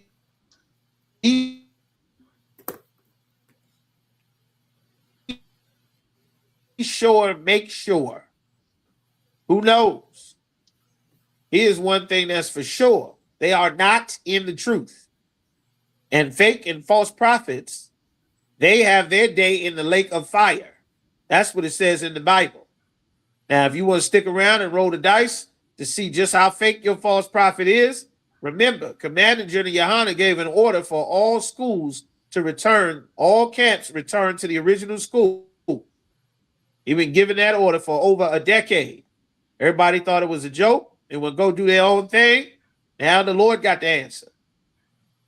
So who knows? That's a good question, sis. All right. So keep going across the part. Come. And break down their images. And destroy their images. All of the people they hold in such high regard, like that damn Pharaoh and all them gods in Egypt that Captain Tazaryak, the Kemet killer, has been destroying for decades. All of their images of Muhammad they hold in such high regard, who violated little boys and little girls, who murdered men and had sex with their wives. All that Africa love. They eat monkeys and rats and cutting the clitoris off of their woman like a dummy, spreading hepatitis all throughout their tribe to scar up your damn face, put marks in your flesh for the dead that God told us not to do, so that we are different from them. The Lord said to trash him, show the people the images who think they are Africans, of real Africans covered in cow feces. Show them the images of real Africans with their head up in elephants behind, since you want to worship Africa.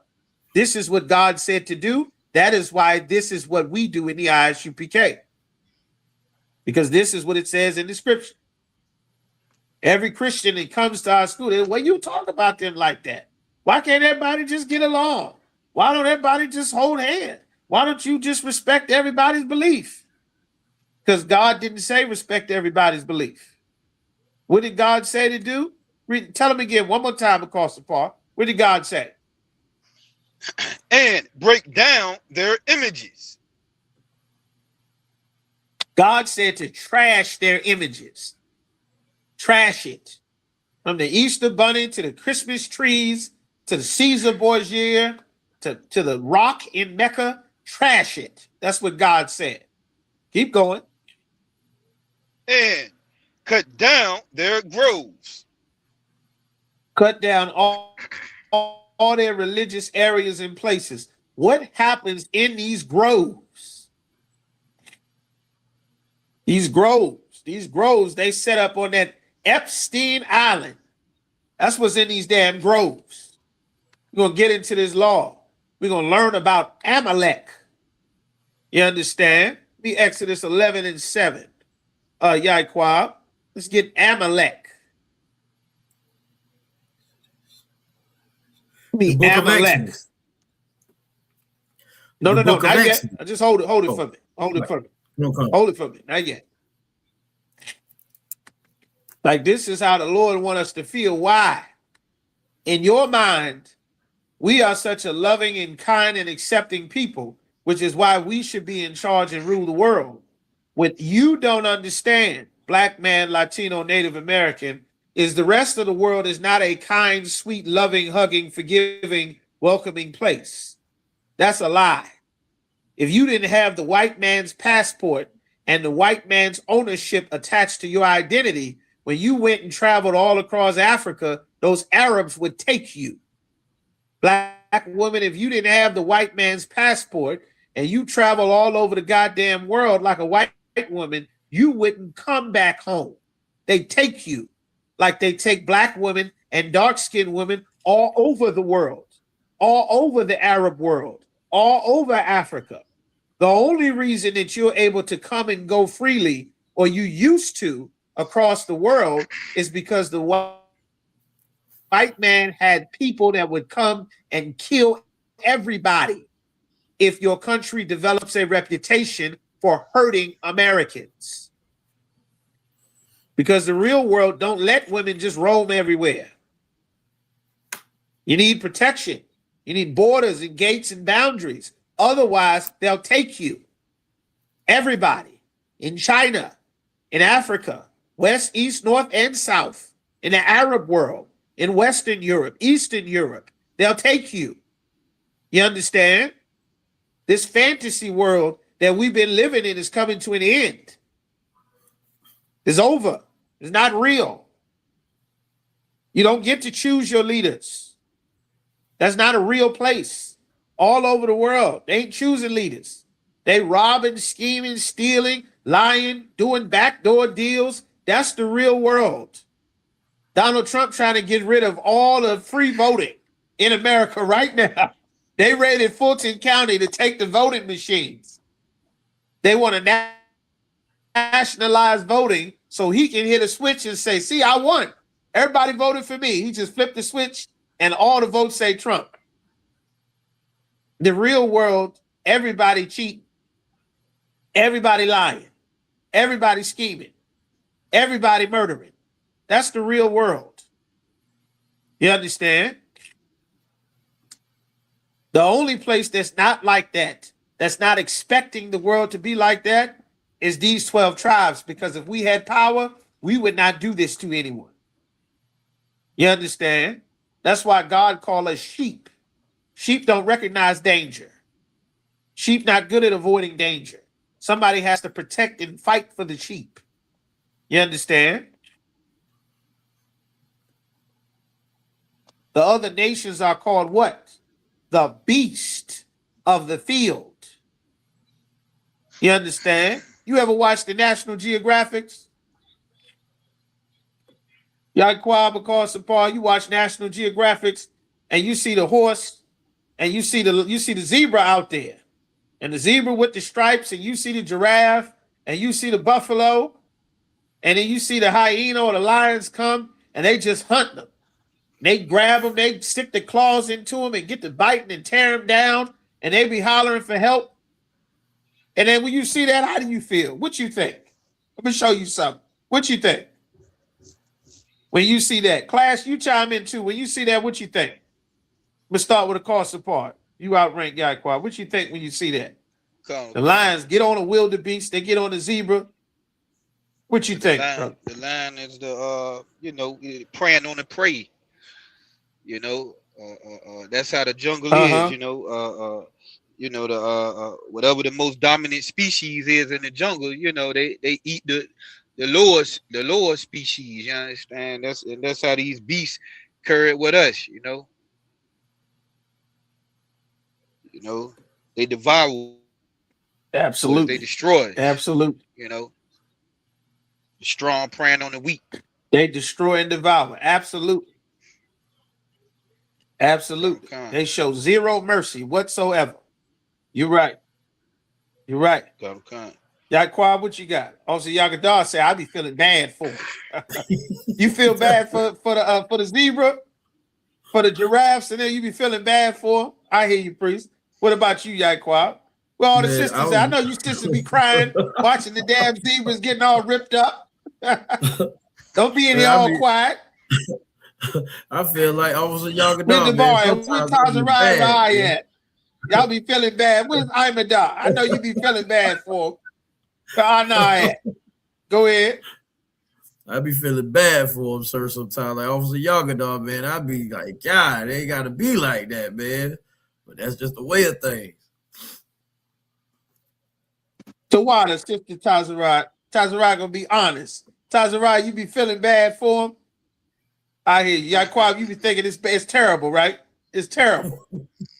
I seen a video, the owner, he took one of the fish, he took like a nice, decent pet fish, and he threw it in the tank with them piranhas, and one of the piranhas just kept messing with him and took a chunk out of his side, man, and then they gradually just bit him and nipped, and he was trying to get away, man, they just dog piled on it, stripped him down to the bone. All you seen is his little mouth just trying to breathe. They steadily getting to them, just tearing them apart.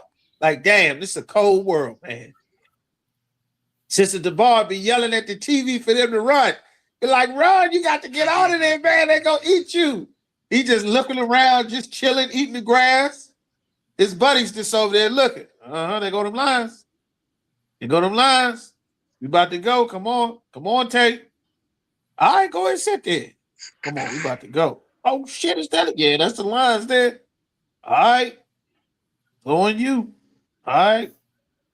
What we doing? What we doing? We heading out. They be on him.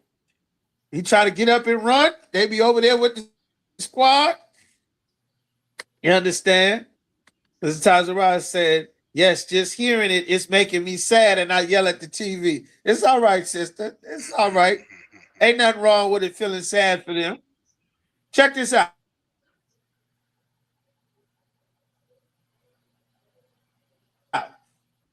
Those animals that everybody feels so sorry for, you know, they be nice and gentle at the petting zoo. But most of those hunts that them lions and zebras and hyenas they go on, most of those hunts fail. Them animals get trampled, gored, jaws broke, legs broke, hand broke, eye ripped out the socket, teeth ripped off. Them animals are not helpless for them lions. Most of the hunts that them lions have fail. Most of them. The ones that they able to successfully get are babies, the sick, and the old. The majority of them hunts fail. Them animals break them lions' jaws, break them lions' ribs, stomp them zebras' skull, tear half their face off, knock their eyes out the socket. Them animals are not helpless. And them animals will hurt you. They'll bite the hell out of you. They'll stomp you. They'll trample you. Them animals, just because the lion is so ferocious, you would instinctively think and want to protect the other animals there. But they are more than the lions. They're bigger than the lions. They're heavier than the lions. And the lions are only able to get one of them or so to eat, and it has to hold them for a very long time, even with their power, their skills, their hunting ability, their camouflage, their claws, their muscles. They still have to fight in order to survive. You understand? And many of them don't survive and don't get to eat enough, and they do die and suffer great injuries. I said that to say this. The other nations of people don't have that level of compassion for us. When they see us getting beaten and hurting and all of that, they don't instinctively have that level of compassion for us. We were sold and had terrible things happen to us for hundreds of years, and nobody cared. In fact, the world got reshaped around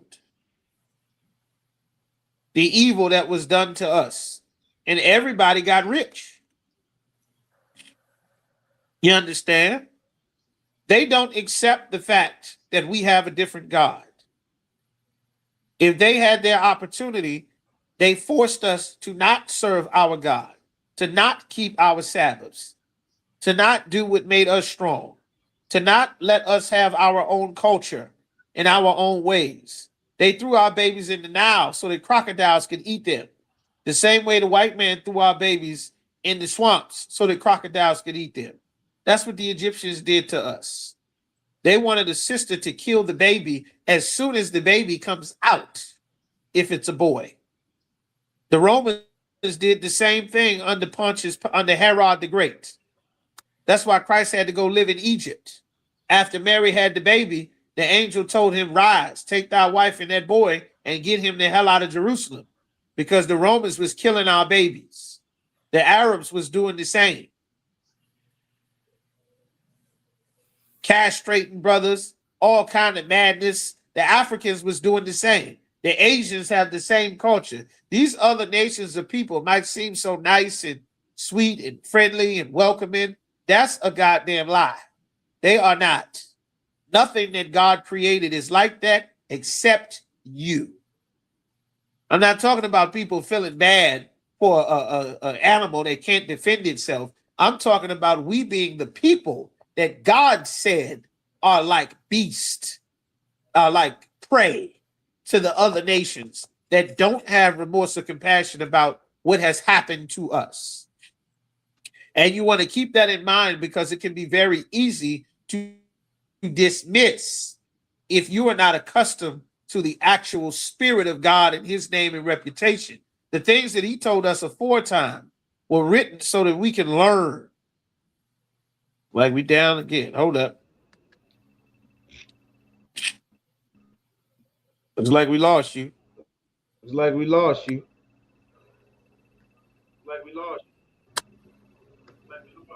All right. Like we lost the course.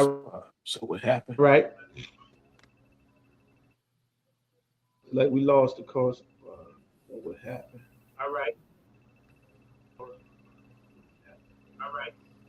All right, we jamming. Okay.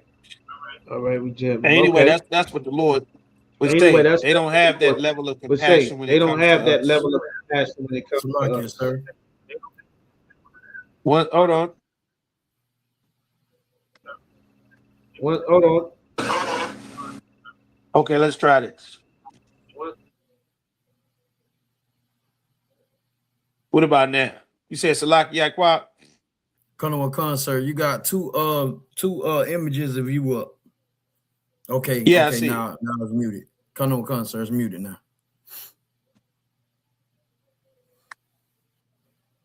All right, perfect.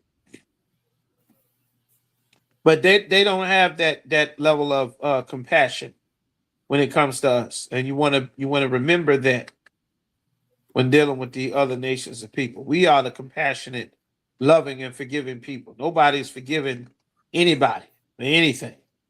That's us. Forgiveness is biblical. You understand? We are the people. Those instructions that God gave. Now we want to get to Amalek. Got Amalek. Exodus. Let's see. Amalek. The specific scriptures. Take me to Exodus chapter 17 and verse. The specific.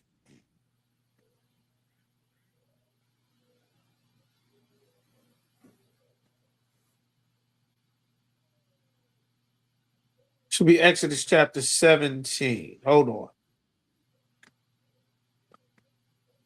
In Exodus 17 and 8. Amalek is the so-called Jewish man.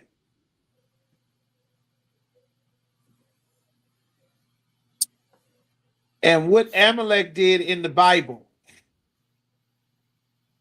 is Amalek, when we came out of Egypt, Amalek attacked us. They attacked us when we were frail, when we were weak, when we didn't have power, when we were just getting our footing coming out of being in slavery for hundreds of years. And the Lord was establishing us as a nation. You understand?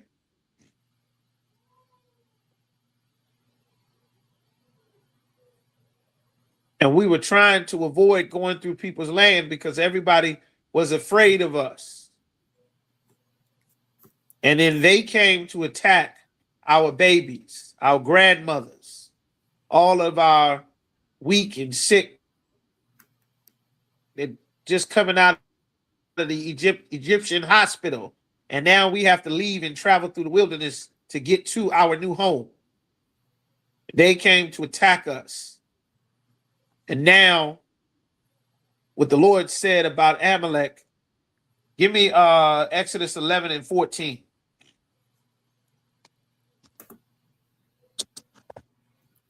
The book of Exodus, chapter 11, chapter 17. It's like you, sir, 17, right? Yeah, 17, 14. Come. The book of Exodus, chapter 17, verse 14. And the Most High said unto Moses. Remember, the Lord said unto Moses, Christ clarified, think not that I come to do away with the law of the prophets. Because Christ came, this stuff does not go away. Moses is the prophets. This is in the law. Keep going.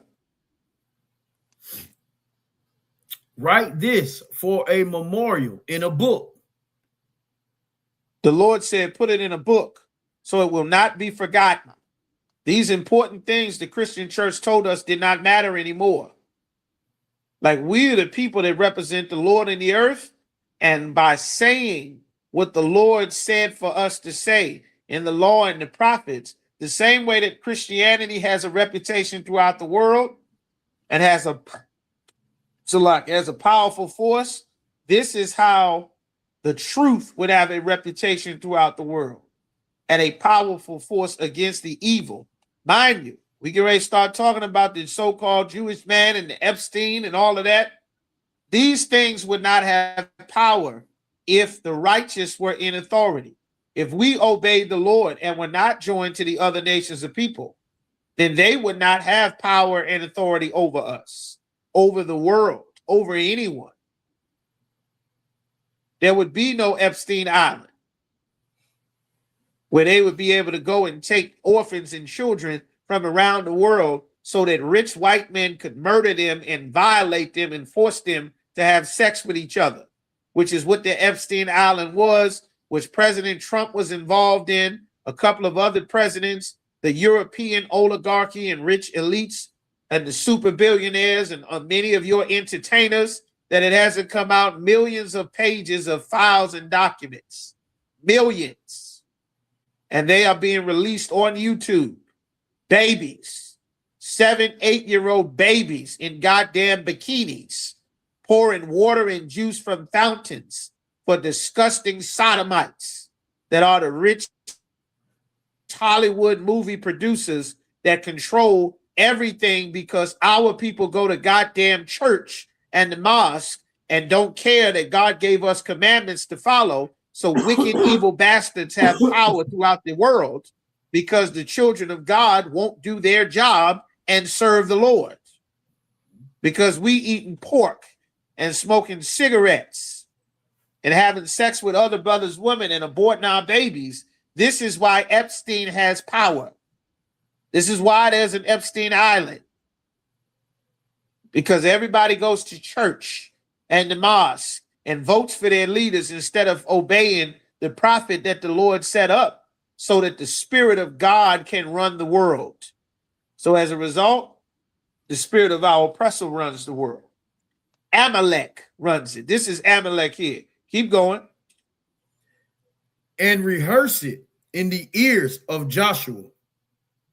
The Lord said, put this in a book so that it can be remembered, so it can be rehearsed, so they remember it over and over. Keep going. For I will utterly put out the remembrance of Amalek from under heaven. God wanted the remembrance of Amalek to be removed from the planet Earth. God didn't want them to exist. He wanted them to cease. You understand? Give me verse 16. Salakia, read verse 15. Verse 15. And Moses built an altar and called the name of it Jehovah Nissi. Jehovah Nissi. Now, if you grew up, you would hear Christians talk about all these names of God in the church. And you would hear them. And you would hear people singing about them. And they would say Jehovah Jireh and Jehovah Rapha and Jehovah Nissi. And they would sing. Anybody remember hearing any of that growing up? Anybody ever heard that before? Jehovah Nissi. I was a Yahweh. Who else?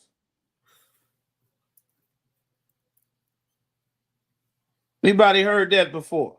Jehovah Nisi, Jehovah Rapha, Jehovah Jireh, my provider, and Rapha, and Nisi. And the pastor get to growling and singing and foaming at the mouth, and you think it's about Jesus and choir rehearsal and singing and people crying and old ladies and babies screaming and the sodomite on the piano and Big Shirley up there hitting all the notes. And you like, damn, the Spirit of God is in here. The Spirit of the Lord is in here. And you be thinking God just wants you to love and hug and kiss and just rock back and forth and close your eyes and wave your hands like you're at a Michael Jackson concert. What is this Jehovah Nisi about? Read the next verse.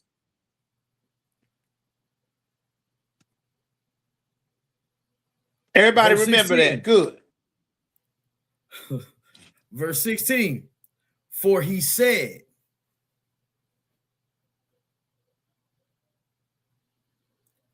your mouth is moving, ain't no sound coming out. This is what the Lord said. This is what all that was about. Keep going. Because the Most High have sworn that the Most High will have war with Amalek from generation to generation. Have what? Will what? Have war. Love. What? Will have war. Choir rehearsal. What? Will have war. Intercessory prayer. Night watch service. Children's church. The usher board meeting. Will have war with who? With Amalek. Go ahead. From generation to generation. When Kirk Franklin and Donnie McClurkin is singing and you listening to Yolanda Adams, not now, you better not listen to him now because all of that is a sin. That damn gospel music. When you hear all them Christians singing on that choir, all them Jehovah this, Jehovah that, Jehovah Nisi was about God calling for the mass killing of Amalek from generation to generation. That's him, his kids, his grandson, his great-great-grandson, from generation to generation. That was about God telling you he hates these people and he wants the people to serve him and wipe them off the face of the earth. Did they tell you that in church? Did they tell you that? That's what Jehovah Nisi was about in church? That's what you heard, Yabakar? DeBar, is that what they told you? McCoy Yala, is that what they told you about Jehovah Nisi? That's what they told you, Raya? Azarakar, that's what they told you, Yagadar? Did they say that? They broke it down for you? Go ahead. When I was coming up, sir, they used it as a form of the beginning of them speaking so-called tongues. Oh, yeah. They didn't tell you this was about killing, was it? They didn't tell you that? They didn't say all that. Sir. Moses made an altar and called it Jehovah Nisi because God wanted Joshua to kill them all. Every single generation that they came back into the earth, God wanted them dead. That's why Christ had to explain in the New Testament, don't think that I come to do away with the law, which is what we read it, or the prophets, which is what we read it. What God have you been taught about in church? This your first time in class. You in a cult now. This cult here. It take a cult to teach what's in the Bible because your whole life you've been lied to about Jehovah. There's no God like Jehovah. Listening to all them damn songs. God calling for the extermination of these people. And they still run the world to this day. That's who controlling Epstein Island. You mean pass through the fire.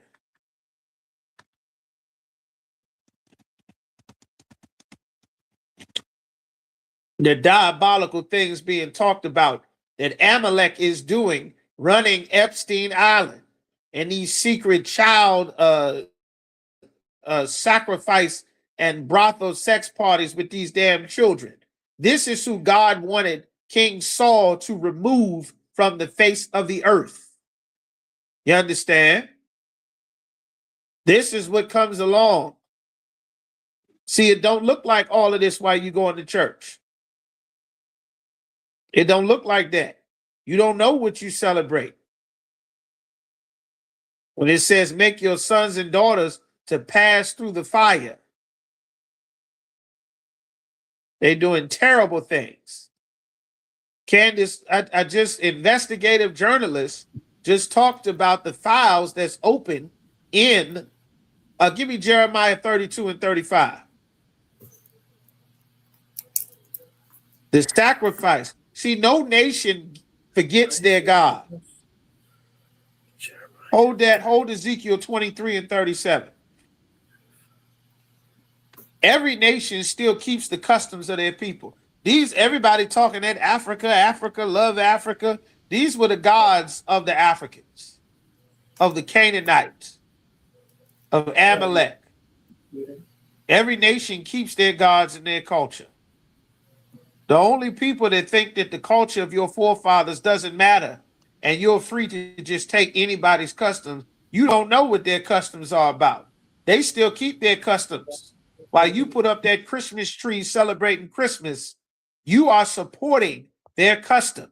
They're going to go and do sacrifices of living human beings, and you are going to celebrate them by keeping it going, by putting a tree in your house, because the church keeps you ignorant. It keeps you disobeying God. So while everybody is outraged about what's happening on Epstein Island, which you should be, which a whole bunch of stuff that you don't know about, it continues. And it's able to get its support and keep its strength because you worship the gods that they worship. You don't know what it's really about. You just having fun putting a tree up in your house, but they having the real Saturnalia.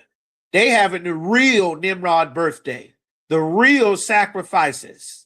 While you putting that tree, putting bulbs on the tree, they having real heads hanging from trees. And you and Big Mama and the church and the outreach center all supported to keep their God alive. You don't know what God you serve. You don't know those gods. You don't know those customs. They're continuing their customs. You don't know. Mama don't know. Pop don't know. Don't know. Your nieces and nephew don't know. They really having them services. And you support it and give power to their gods because you refuse to hear the prophets of the Lord in the UPK to give the power back to the God of our fathers. You understand? You got the scriptures I call for? Salak, yes, sir. Which one you want first? The Jeremiah 32? I call Jeremiah first. Let's get it. Come on, Khan. The book of Jeremiah, chapter 32, verse 35. And they built the high places of Baal. Well, Baal, that was the title. You should go and listen to it if you get a chance. Now, it's not exactly what's in the Bible, but it is talking about the redacted and all those files about what was released before the Justice Department took it down, and a lot of it, what they was able to uncover.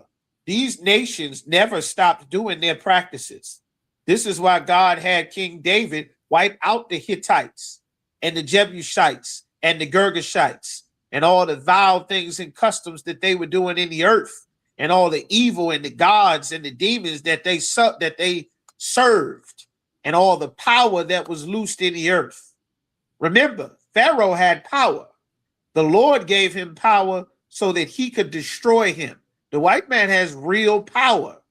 The Lord changed the language of everybody in the Tower of Babel because nothing that they imagine will be refrained from them.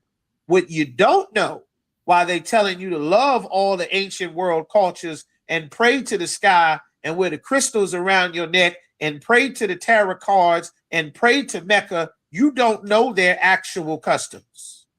You don't know them. You don't know their gods. You think it's just praying and submitting. You don't know the actual evil that the people whose religion that you follow, that they get power from you serving their God. They get money from you, believing from you, strength from you, that strengthens the hands of an evil man that would not have anywhere to hide if you weren't a Roman Catholic. The priest that molests children would not have a place to hide if you stopped going to church, if Big Mama stopped going to church, if Abuela stopped going to church, if Manuel stopped going to church. They wouldn't have a place to hide. They would have to face judgment for the evil that they're doing. Then the children would be safe and the cities would get fixed. That's why the Lord said, I did not send them. They lied to you and told you I told them something. I didn't tell them a damn thing. Keep going. Which are in the valley of the son of Hinnom. They in the valley, in a low place. Keep going. To cause their sons and their daughters to pass through the fire unto Molech. To pass through the fire. Pass through the fire is to do a number of things that would hurt them, that would cause them pain, that would cause them to lose their lives. You understand? It's a number of things. Any more on that? Con, sir. Which I commanded them not. The Lord gave commandments to not follow them. See, you don't know what they're doing. You just thinking it's all nice and wonderful. You don't see the evil that they're doing in them lands. You understand? Hold on, Salaki. That's right, Ham. That's right. They were just...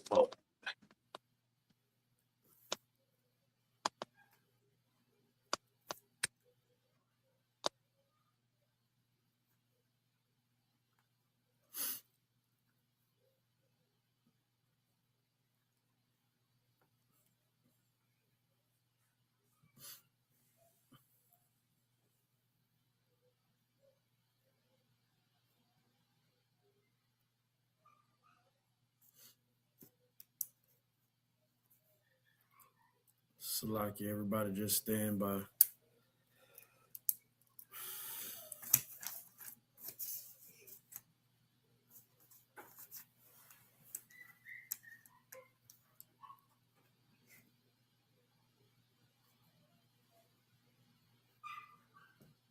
Cap will be right back shortly.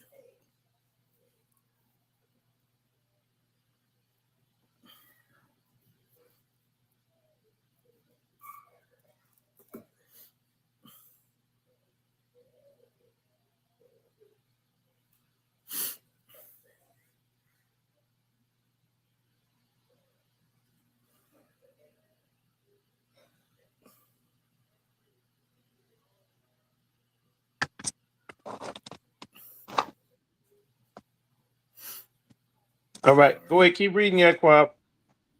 You didn't hear me? I said keep reading. Go ahead. Color Khan, sir. Salaki. To cause their sons, Salaki, neither came it into my mind. Like, it says neither came it, meaning you were not thinking what evil was going to come behind you taking their customs. Nobody thought about this evil. Keep going. That they should do this abomination. They should do these abominations. You didn't even think about this. You just figured you celebrating a tree, you going to a party, you getting high, having a good time. It's a nice freak off. Get to hang out with Diddy. You didn't know they was going to drug everybody. You was going to wake up in a damn bathtub. You're going to wake up bleeding. You didn't know that's what it was about. You was going to end up on video, getting drugged and passed around like the white boys do at the frat party. You didn't know it was about this. You just wanted to get high. Nobody told you wasn't supposed to get high when you started at 13, 14, 15. Everybody got high in the neighborhood. Weed, cigarette, and pills, coke. You didn't know where it was going to lead you. Well, now you made it. Now you made it to the freak off. And then he got some get high for you. And Epstein is there. And what's his name? Clyde Davis is there. And the cabal, they there. They there for the party. The all-white parties. And they got footage. And if you don't do something they like, then your footage coming out. Well, now, the footage. Now that the empire, it's time for the empire to fall, all the evil, dirty, nasty secrets being revealed. You understand? They done a bunch of terrible things that you don't even know about. You out voting for a leader, you don't know who you done put in office. This man is a maniac. All the things they done saying that President Trump did in these videos and these files at these parties, got forcing little kids to have relationships with each other, abusing and beating little kids, little boys and girls, killing people, killing puppies, mutilating people, eating people, all manner of evil things. This is why God told Joshua to wipe Amalek off the face of the earth. This is the old world cultures. Many of these old horror movies that you watch, they rooted in some old world culture deity. Once you get halfway through the movie, you find out that this is some old symbol that the ancient peoples of the plains of Nivea did, straight from a horror film. But they take these things and put them into a movie. And it'd be like, well, this is just a good TV show. All kind of stuff, barn parties, all manner of evil things. Some devil was running an adoption agency. Meaning she running an adoption agency, getting kids with no parents, taking the kids with no parents from an adoption agency and giving them over to Jeffrey Epstein on the damn island. No kids. No parents. No protection. You understand? Only reason these things are coming out is because it's time for the empire to end. You understand? You don't realize what America is. You've been thinking America's sweet, wonderful, beloved of God. You still got that Amos 9 and 8 I had you holding? Give me the Ezekiel next. Salakia, sir. That Roman Catholic Church. On the Ezekiel, sir, all I got was the chapter 23 in verse what? 37. 37. Come on. The book of Ezekiel, chapter 23, verse 37. That they have committed adultery. The Lord said, do not marry another nation of people. Do not take their culture. You do not know who these people are. You don't know them. All you see is the lights and their waist beads and all of that. You don't know what them beads are about. You looking at jewelry and fashion accessories. You don't know why they doing that. You don't know what those tattoos are for. You getting tattoos following behind Rihanna. Rihanna wearing some sex cult magical tattoos that she done got from the goddamn gypsies, that they done got from the Egyptians, that they done got from the Babylonians, that they done all kind of baby sacrifices and drinking blood and all kind of stuff. You don't know. But what you need to know is that God said, don't print any marks upon you. You don't know what the mark is for. Only thing you needed to know was that God said, don't print any marks on you. So you never end up wearing the mark of them and their cult for their God and their culture to give them power. You would never end up wearing any of it because you got instructions from Christ to obey the law and the prophets that God gave in the Old Testament. And you got it in the New Testament. And because the Christian church failed to teach us, we are completely vulnerable, walking straight into trap after trap after trap. And then before you know it, the evil spirits from whatever lifestyle that you following, but you don't know their lifestyle. You don't know what comes along with that custom. You don't know what comes along with serving that God. And then before you know it, that evil gets loosed in your whole community. Like the Lord knew better. Keep going, Yaquab. And blood is in their hands.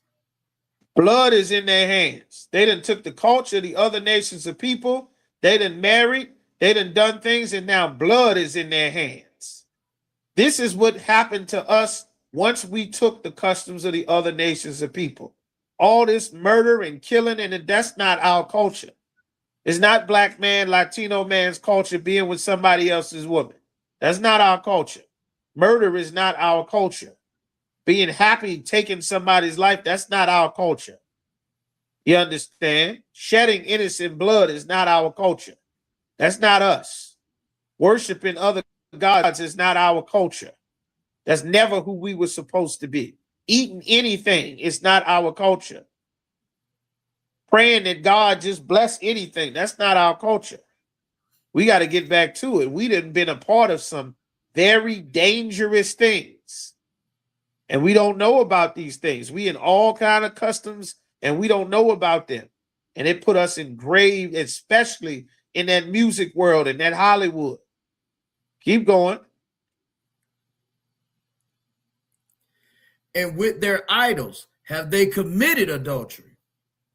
Now they explain it too. That's why we're telling you what adultery and making a covenant or a marriage with them is, because they're idols, they're religions, they're gods, they're Islam and Christianity, and they're weed and they're dreadlocks and all of these other nations of people, and they're worshiping of America. That's the biggest God in this land, praying to America, worshiping that flag. That's why you got to sing a song to it. That's why you got to rise for it and pledge allegiance to it. The damn flag is not alive. You ever thought why you got to pledge allegiance to the flag if the flag is not alive? Why you got to stand up for the flag if the flag is not alive? Why is there a song dedicated to praising the flag if the flag is not alive? We're going to play football. Why the hell we got to worship the flag before we can play football? I thought we playing basketball. Why we got to have a prayer to the flag before we play basketball? I thought we doing hockey. I thought we driving cars in a circle at NASCAR. Why we got to rise and do a pledge of allegiance and praise and worship the flag before? Because that is a god. That flag is an idol. That's a god. You understand? You didn't know you worshiping and pledging allegiance to America, fighting and killing for America, wearing that uniform, taking an oath to be the police and swearing into the government. That is the worship of other gods. And the gods of those people and the people whose gods they are, they want you to live an alternative lifestyle so you can die, and abort your babies so that you can die, and kill your brother so that you can die, and have sex with your brother's woman so your God would kill you, so you'd be full of diseases, and integrate so you lose your community and destroy your family by putting your woman over charge of you, and then tell her she don't have to listen to you, and then destroy her and the kids in the city once she's without your protection. They have an agenda. Nobody has ever stopped serving their gods, and those gods have a purpose. That's why we call God our power, because those gods of the other nations give them power. And they've been getting our power from us to make them strong. That's why it said in Jeremiah, they strengthened the hands of an evil man. You understand? Y'all getting it? Keep going. Y'all give me a 1 if y'all understand what I'm saying. We're going to wrap it up in a minute. Keep going, Yaquat. And have also caused their sons. And now, because of this evil, your sons have now joined and married into America. They done married into the police force and the military, killing for America, bombing for America, serving the gods of the other nations. They want to join America. Now they done swore an oath to do a damn rap concert. They just want to rap and sing. Now they got to go to the nasty Jewish white man's freak off party. They got to have the egg test. Let some sodomite drug them and run in their backside to sell records. You understand? Get drugged and wake up naked in a damn bathtub. Get rushed in the emergency room overdosing. Filtering all the way down to your Greek fraternities, spitting eggs in each other's mouth and doing all kind of spanking rituals, people dying, drugging, overdosing, choking out. All that's the white man's culture. That's his ancient culture from many, many generations ago that the Lord wanted removed from the earth. That's why King David was sent to wipe those nations out. God didn't want this evil in the earth anymore. And now they rule over us. We got to turn back to the Lord. You don't know how evil these people are. You think the niggas selling drugs and breaking in houses is evil in your neighborhood. That ain't evil. That's bad and it's wrong, but you don't know the real evil. White men in suits sitting in Congress, they got real evil you don't know about. Evil you can't, what did the scripture say in Jeremiah? You can't dream their evil. You don't know how evil gets. You understand? Keep going. Whom they bear unto me. They bear unto me. What did they do with their sons? Keep going. To pass for them through the fire. They passed them through the fire. One of the things the Babylonian gods, the deities, they had a god that was called Hathor. The Egyptians called it Hathor. It was called Molech. Molech was represented by a big cattle that was a furnace. And they would take the babies and they would take a newborn and a young baby and they would put the baby in that oven and burn the baby alive to sacrifice it unto Molech. They would cook the baby. You understand? This is the culture of the other nations of people. This is what it costs to actually be them. Not all the fun stuff you see about the dances after we done taught them music and movies and sports. That come from us. You don't know them. God gave us a warning about them. It said to devour them. What else did they do? Give me 38. Verse 38. Moreover, this they have done unto me. What else did they do? God said, you did this to me. The Lord said, what happened to you happened to me. This is what they've done to me. Keep going. They have defiled my sanctuary in the same day. In the same time they doing this evil, they also defiled my sanctuary. Keep going.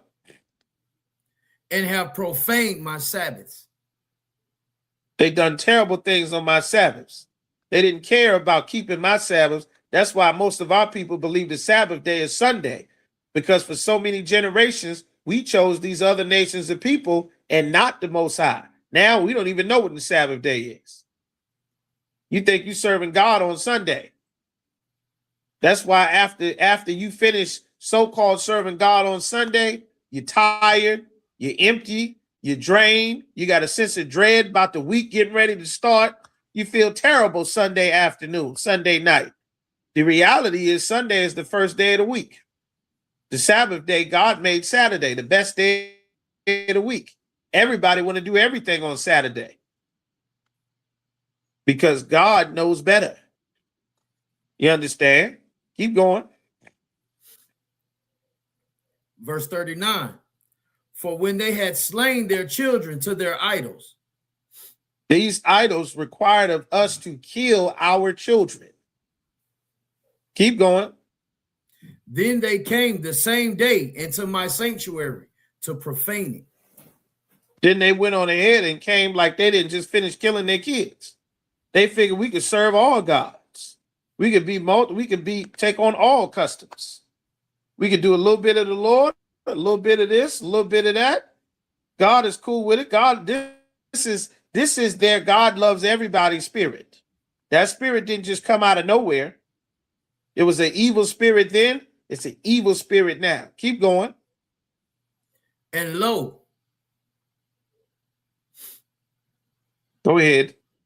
And lo. Thus have they done in the midst of mine house. This is why the Lord got rid of the temples. He said, if you could think you could come to this one place after you finish killing your baby, eating human flesh, sacrificing your children to idols, getting high, having sex with other brothers' women, committing adultery, taking the customs of the other nations, then you come up in my temple trying to offer some sheep. The Lord did away with that temple. Nobody learned how to serve the Lord. Nobody gave a damn about the Most High. Nobody really took it seriously. The Lord said, I'm going to do away with the whole temple. Now the temple is going to be inside of you. Your actions is going to determine if you're going to stand with me or not. It won't be the blood of bulls and goats, because that's not going to correct you. You understand? That spirit we've had on our people for a very long time. And the freedom for that spirit to stay alive is getting ready to come in when God burns America to the ground. That's how the vast majority of our people reason and logic with God. That's why the scriptures say about 2/3 of our people is prophesied to lose their lives leading up to the return of Christ. You understand? So that's what it's saying there in the scriptures, man. Terrible things being done in this earth, which is why it's imperative that we be back in charge of the earth. So when you see the ISUPK, when you see brothers with boots and studs and braids, give me the Amos I have you holding 9 and 8. When you see it with men of war, this is what it takes to stand with the Lord. It takes strong men of war. You can't have no quiet boy and serve the Lord. You got to be behind a strong men of war. It takes an army to stand with the Lord. Not quiet boys, talking about Jehovah Nissi and shimmying and shaking. Jehovah Nissi means God going to have war with this race of people every generation. Go ask grandma. Next time you see your churchy grandma, big mama, little mama, next time you see them, ask them about Jehovah Nissi. She closed her eyes and start waving her hand. Ask her, where you get that from? Say, we learned about Jehovah Nissi in the Bible, Mom. Oh, you did? Praise God. Hallelujah. Jesus. Yeah. Let me read what it says, Mom. It's about God having a genocide of these people because they're so evil that he hate them every time they get born back into the earth. He want them all gone.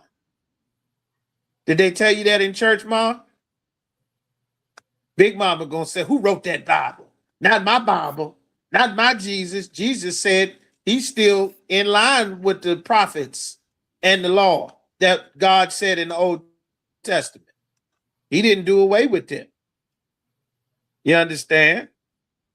The truth is stranger than fiction. Give me what you got, Yaquab. The book of Amos, chapter 9, verse 8. Behold. Behold means look. What did God say? The eyes of the Most High Power are upon the sinful kingdom. The eyes of God are upon the sinful kingdom. America is the sinful kingdom. Every evil thing that gets promoted throughout the world, America is the one that's pushing it. They got other nations doing evil and wicked, but they can't return from their wickedness because America pushing them to keep the most wicked in power. And that's Amalek. That's the so-called Jewish man that the Bible called, God called in Revelation, the synagogue of Satan. You understand? Keep going. And I will destroy it from off the face of the earth. God said he's going to destroy this place from off the face of the earth.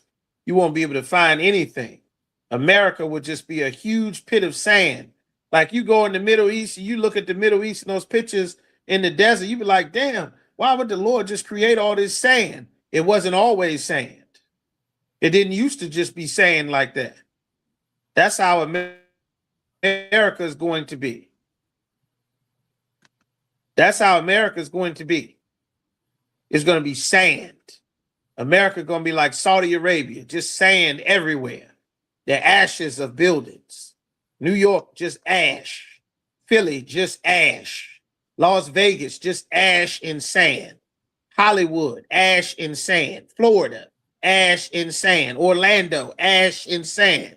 Houston, Macon, ash. Mississippi, ash. It's just going to be dust, ash, and sand. The Lord is going to vaporize this place so that it never exists on a map anywhere because he hates it because of the evil that it spreads throughout the world.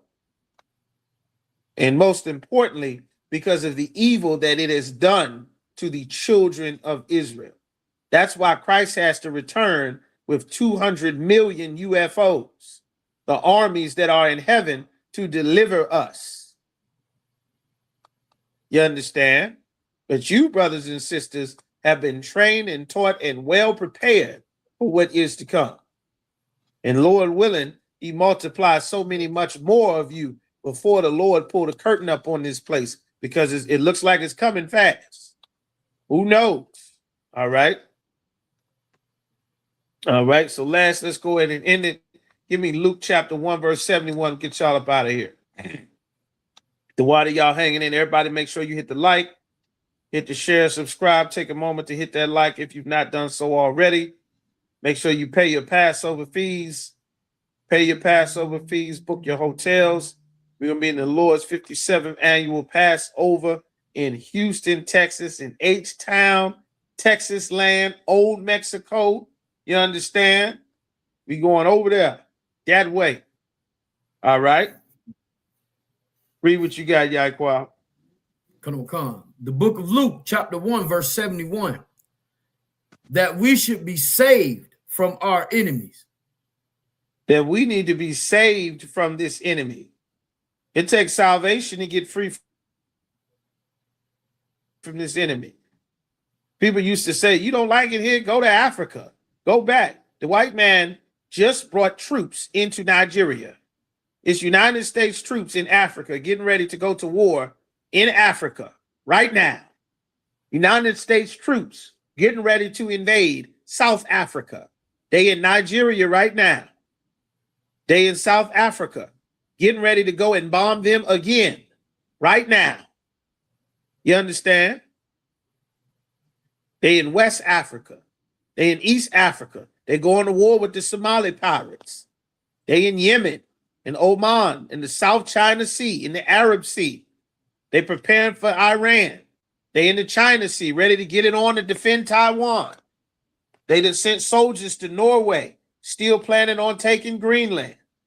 Like the whole planet is at war and on its way to war. You understand? The Lord doing this to free us, that we get saved from who? Saved from our enemies. Go ahead. And from the hand. And from the hand of all that hate us. The hand of all that hate us. Pam Bondi hates us. Tom Holman hates us. Hegseth hates blacks and Latinos in his military. Donald Trump hates us. Christy Noam hates us. They absolutely hate our people. You understand? That's what we need salvation from, man. With that, we can go ahead and get up out of here. End the day at the water. Barakatah Yahweh Yahweh Shah. All right. We're going to get it on. All right. Clap it up, clap it up, clap it up. All right. The water, y'all hanging in there. You got the announcements, Yaquab, or no? I got them if not. Come, sir. I have them, sir. All right. Most High in Christ. Go ahead. Pass the class of preaching officer Yaquab. Get them announcements real quick. Let's get on. All right. This is the Isupk security announcements. We are the Isupk, started out of 1 West, 125th Street, Harlem, New York. Rule for new brother and sisters. When a new brother or sister comes into the school, they are off limits for a year. They are to be saluted only. They are here to shed themselves of the world. If they need transportation transportation, the teacher will arrange it. After a year, if a brother or sister has an interest in a particular person, he or she must get permission from the head to speak to a brother or sister. There is another 6 months in which the brother and sister will court each other. After this 6-month period, the brother and sister will get permission from the head to marry. Tithes, which is a commandment. Numbers 18:21, Malachi 3:8-10, means 10th in the Hebrew, Ma'ashara, 10% of every penny of any increase the Most High gives you, give to the Treasury Department or teacher. What you would do with that, you would go to isupk.com. Look in the left corner, you will see a sign, a little blue sign that says donation and tithes. Again, go to the isupk.com website. Go there. In the left corner, it's a blue button, says tithes and donations. Go there and give your tithes and your donations. The priest fund is a free will offering for priests, not mandatory whatsoever amount you would like. Up Holy Convocations is going to be the Feast of Purim. It's coming up in March. Okay, so y'all want to be checking the bulletin boards in your schools and getting with your camp leaders and seeing the dates and the times and what you're going to need to rock out. If any brother want to come into the school and be a trooper, well, all black boots, pants, and a headband, okay, a war scarf, right? If any sister want to come into the school, you need to have your head wrapped and have on a modest dress, okay? And with that, we're going to give a courtesy salute to the teacher. Men of Israel, I imagine Shabbat, I imagine Barak, Yahweh Ba'ashim Yahweh Shah Barakatah. Yahweh Ba'ashim Shah Barakatham. Yahweh Matah. Sister stand, I imagine, which is the stand. Brothers, we're going to face the sisters and give a courtesy salute to the sisters. Men of Israel, I imagine Shabbat, I imagine Barak, Yahweh Shema Latham Ba'ashim Yahweh Shah. Yahweh Shema Latham Ba'ashim Yahweh Shah. And with that, class dismissed. It's that time of year. We're going to be in Houston, Texas from April 1st to April 5th. Celebrating the Lord's 57th annual Passover under Commanding General Yohana. Jam-packed, full of events, line dancing, fishing, horseback riding, rides for the kids, bounce houses, and the annual lamb slaughter held at the BH Ranch. And it ain't no party like the all-black party, the annual all-black party. 14149 Player Street in Houston, Texas. You know it's gonna be lit. All leading up to Saturday, April 4th, the Lord's 57th annual Passover. You still got time. Go to isupk.com to pay your Passover fee. 18 and over, $200. You do not want to miss the Lord's 57th annual Passover. Houston, Texas. Shalom.